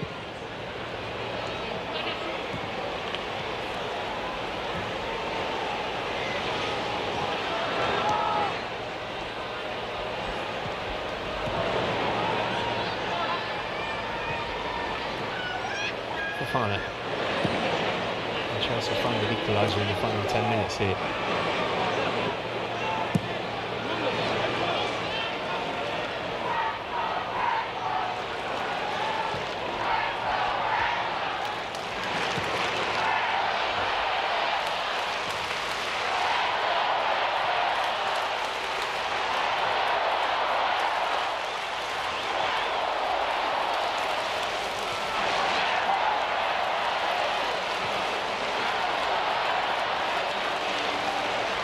Celtic to come on Saturday to say that it's Club America, Manchester City, Real Madrid, and back to England to take on Inter Milan before the season starts proper. America straight into Boyle, trying to pinch it back, trying to get it clear, and able to do so. Well trapped in as well by Dolby. Great challenge from Fofana on Marriott. A break here for Malo Gusto. Got Angelo in all sorts of space. Here he is. Options in the middle, or he can go himself. Angelo cutting back in field. Defenders to get back. Just dithered, and the chance got away from him. Stretching out there. He's played 81 minutes of this game so far. I think he's just feeling the effects of that rather than on the injury. Angelo looking for Chukwuemeka. Boyer, there's Ugachukwu, who passes it in for 2-2. How cool was that from Leslie Ugachukwu? and Chelsea are back on terms. Stroked into the corner of the net, no chance for the goalkeeper. All square. Knocking on the door, last minute or two. Some really good work without the ball. Raheem Sterling in particular, keeping it in the Wrexham half with some good closing down, aggressive pressing, and in the end worked well down the right hand side. Chuck were involved in the build-up initially.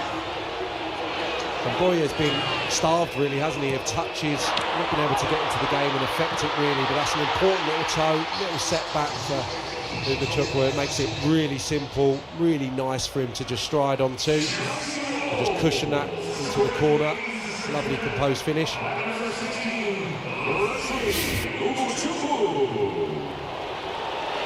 Came back in the last 2 games of last season after that hamstring injury with Chuku. Let's see whether he stays at Chelsea or goes out on loan, but it's a good moment for him nonetheless. Now can the Blues go and win it?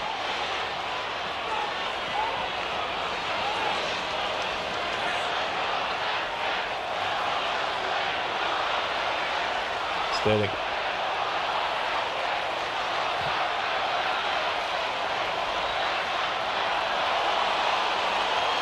Couldn't get it under control.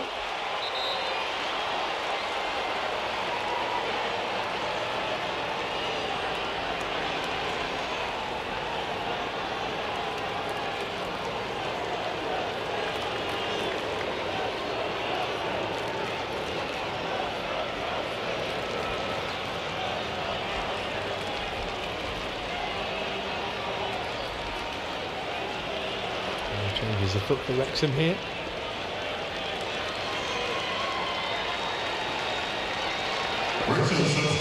Play with the players going on. Exiting the match, number 4, Max Clever. And number 23, James McLean.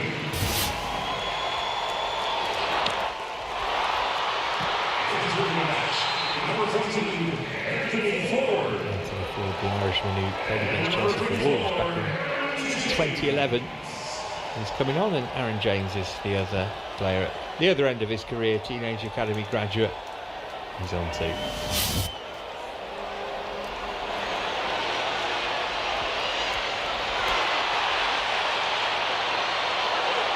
Chukwuemeka. Good skill. Initially at least. No foul there by Andre Santos, but then there was one by Fofana and Marriott.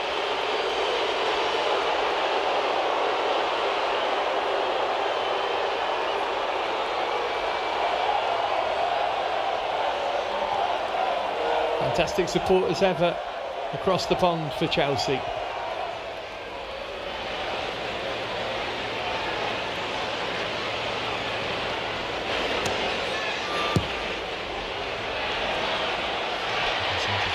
Nipped in a minute, but Cannon got there just before him. He's maybe looking for Dolby. Achapong got his head to it. Chilwell stepped in to make Marriott's life difficult. Achapong went to ground to win it, but that's keeping the pressure on. Not anymore. Chelsea free kick. Fofana, who took the hit.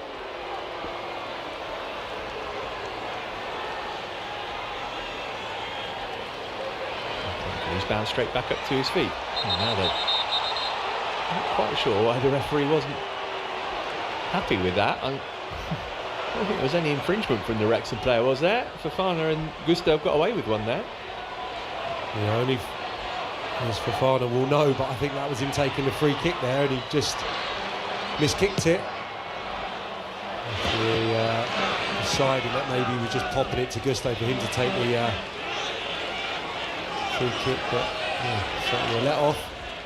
Maybe he was away.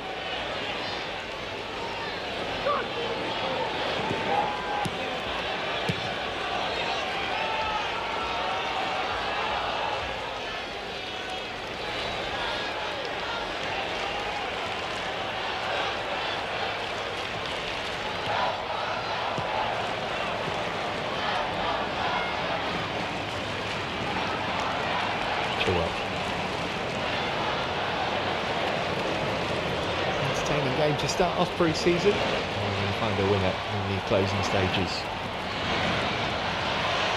Sterling. Good work from Gusto to win it back.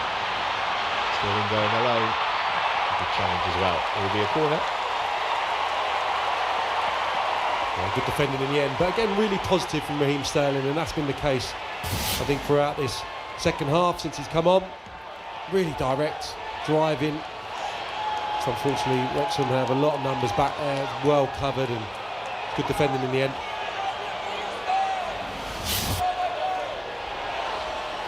Just took a little whack there, Raheem Sterling, one to keep an eye on.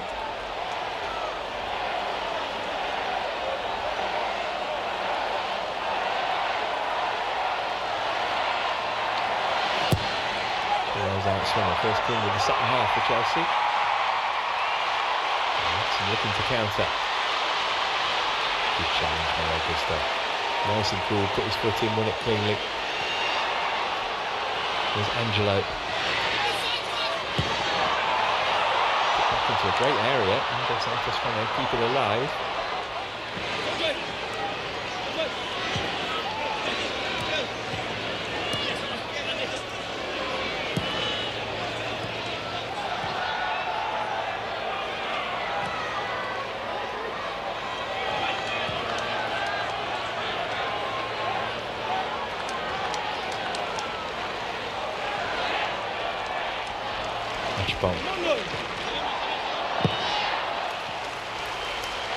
Santos. There's Chilwell, but a space to run into.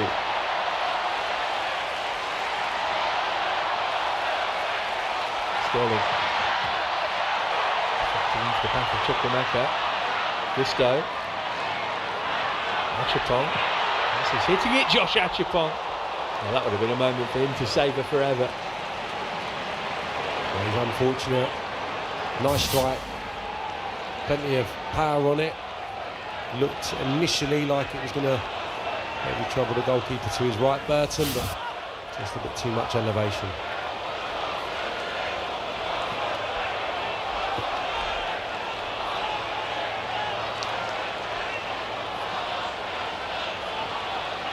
See Willie Caballero on Enzo Maresca's staff, from the Chelsea goalkeeper, of course.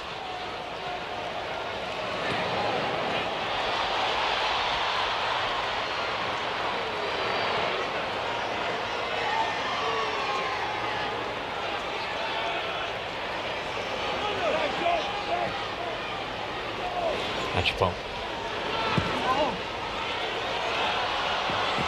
Here's Goya.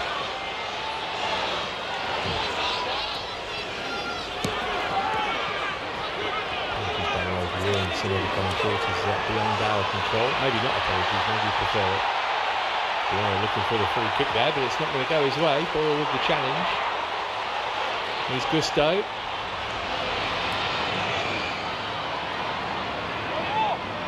Sterling. Seconds of the game left now. Sterling's ball in's a good one. Oh, Boyle got his header all wrong though. Not away from goal rather than towards it. Boyle did well in front of him. Fofana.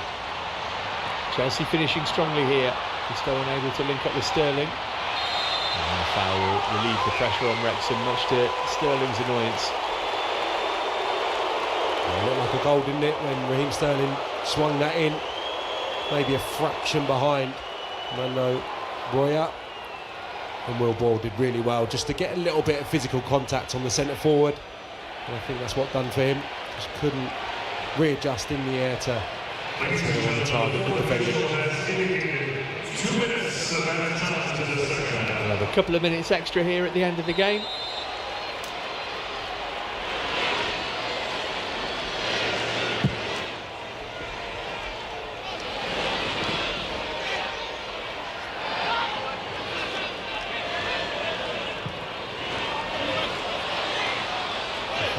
Ahead of Marriott, who's been a pest since he's come on. Took his goal brilliantly. I did him a bit of a disservice. Only 29, Jack Marriott. Seems to have been around for forever, but certainly still got that sharpness and could be a threat. I think that the four front players that have played for Wrexham have actually been a bit of a threat. So in the absence of Paul Mullen, it maybe surprised me to a degree, but just shows the strength maybe they've got in depth. Chelsea defenders certainly been in the game. Chukwuemeka. Lovely close control. Nice pass as well. Angelo, this will be the last chance of the game.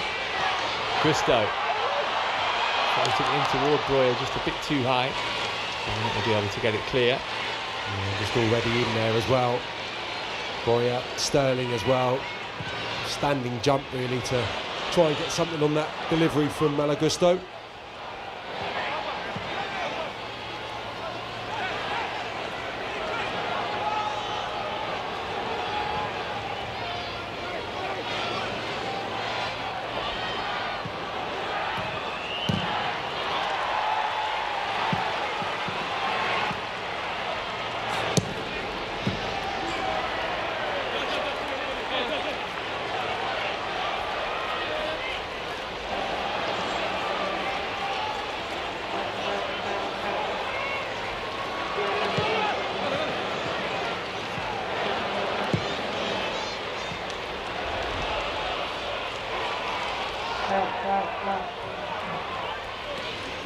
Match ball.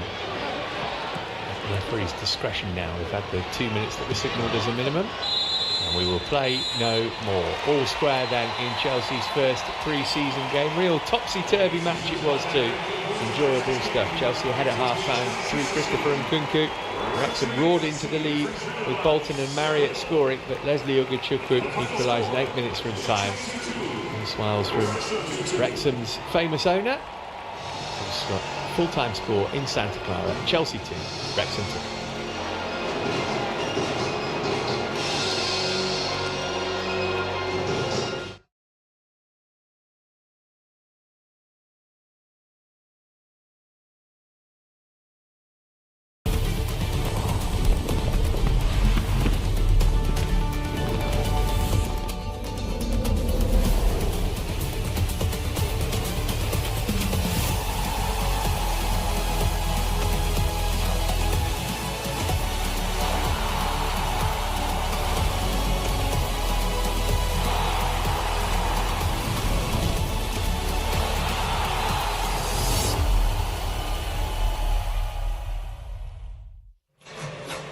It's the 50th and penultimate match of the AFC Asian Cup Qatar 2023 as the host nation look to take a step closer to retaining their title. Standing in their way, the three-time winners, the Islamic Republic of Iran.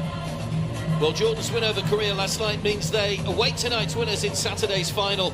Iran beat Japan in the quarter-finals, while Qatar needed penalties to end Uzbekistan's hopes of progressing in the competition. Or another of the magnificent stadiums here, Al Tamama, 13 kilometres south of Doha city centre. This is the 6th and final game here.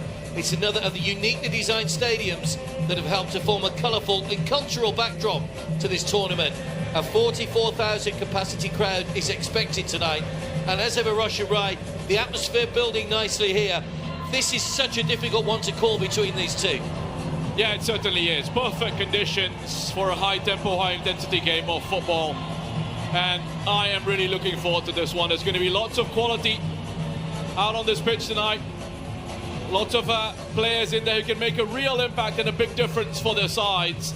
Iran will be fired up for this one as they look to try and make the final for the first time since 1976. And for Qatar, it's a chance to create a bit of history by going back-to-back finals and potentially going back-to-back AFC Asian Cup champions. So a lot on the line and plenty to look forward to.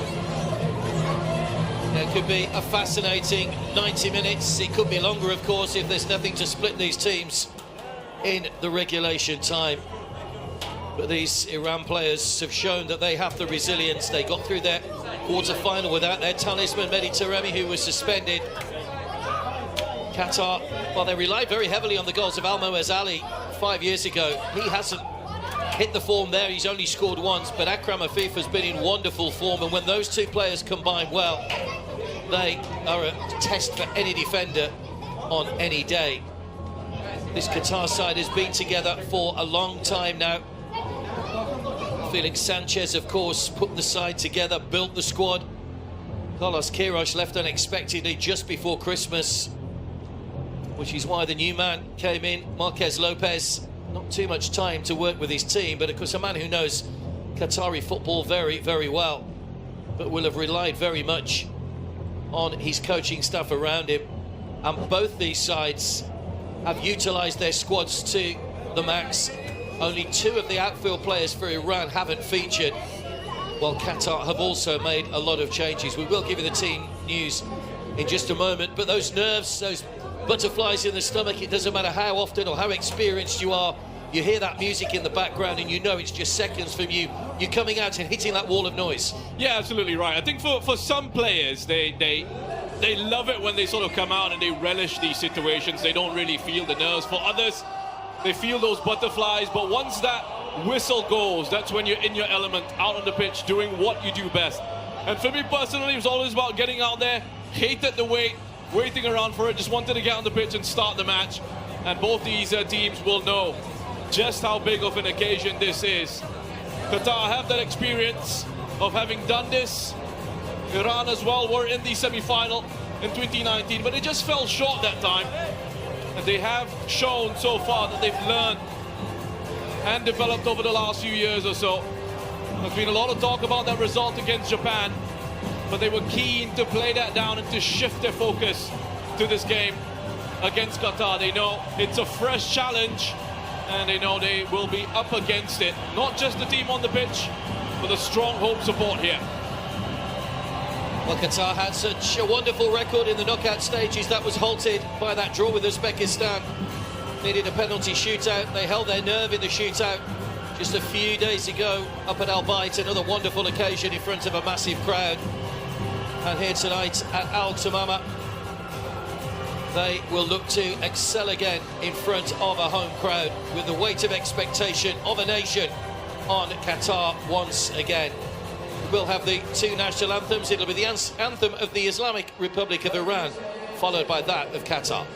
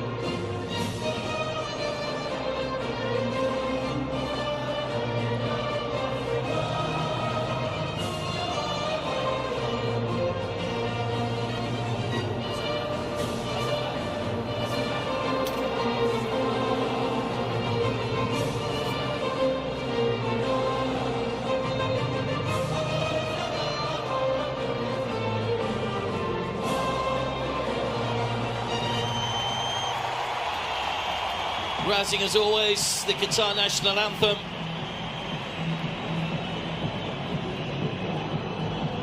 Great moment to represent your country, whatever level or whatever game of international sport you play, but those players have heard that anthem a lot.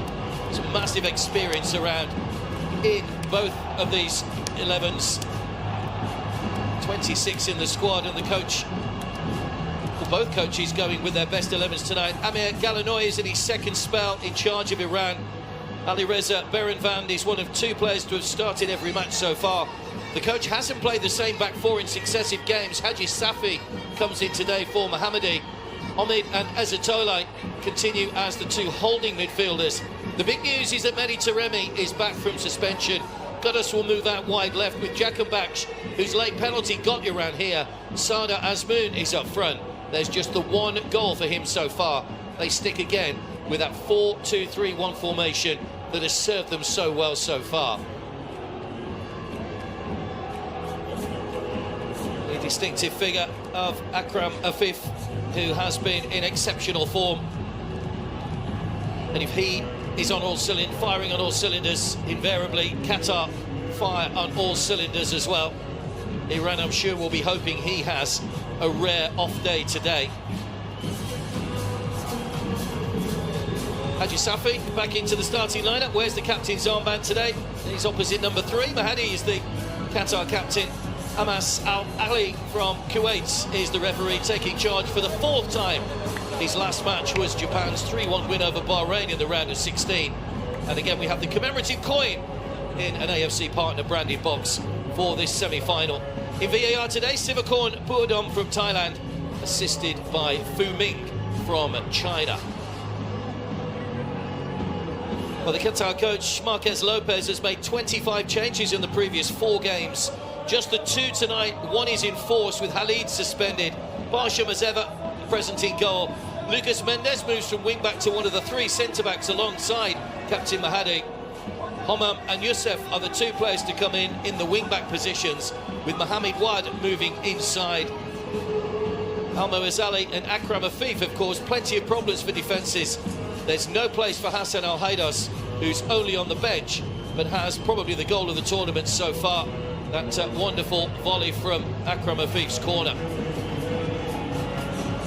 Well, interestingly, Roshan, just before kick-off, we did see Mohammadi, who's been replaced in the starting lineup, warming up on the sidelines quite vigorously, and I wonder whether there may have been a little problem for one of the Iranian players in the warm-up. They are starting with the 11 that we've been told, but it was almost shaping as if they feel they possibly might have to make an early change. Yeah, it was quite a vigorous warm-up. It was looking like he was actually getting ready to start this match, Ghulam Mohammadi, while the players were getting ready to come out. But I mean, if he's going to be coming on, you would think it was for Haji Safi, who looks okay to start so far. So we'll just have to keep an eye on that. The slight shuffle, Pedro Mendes tucking inside tonight.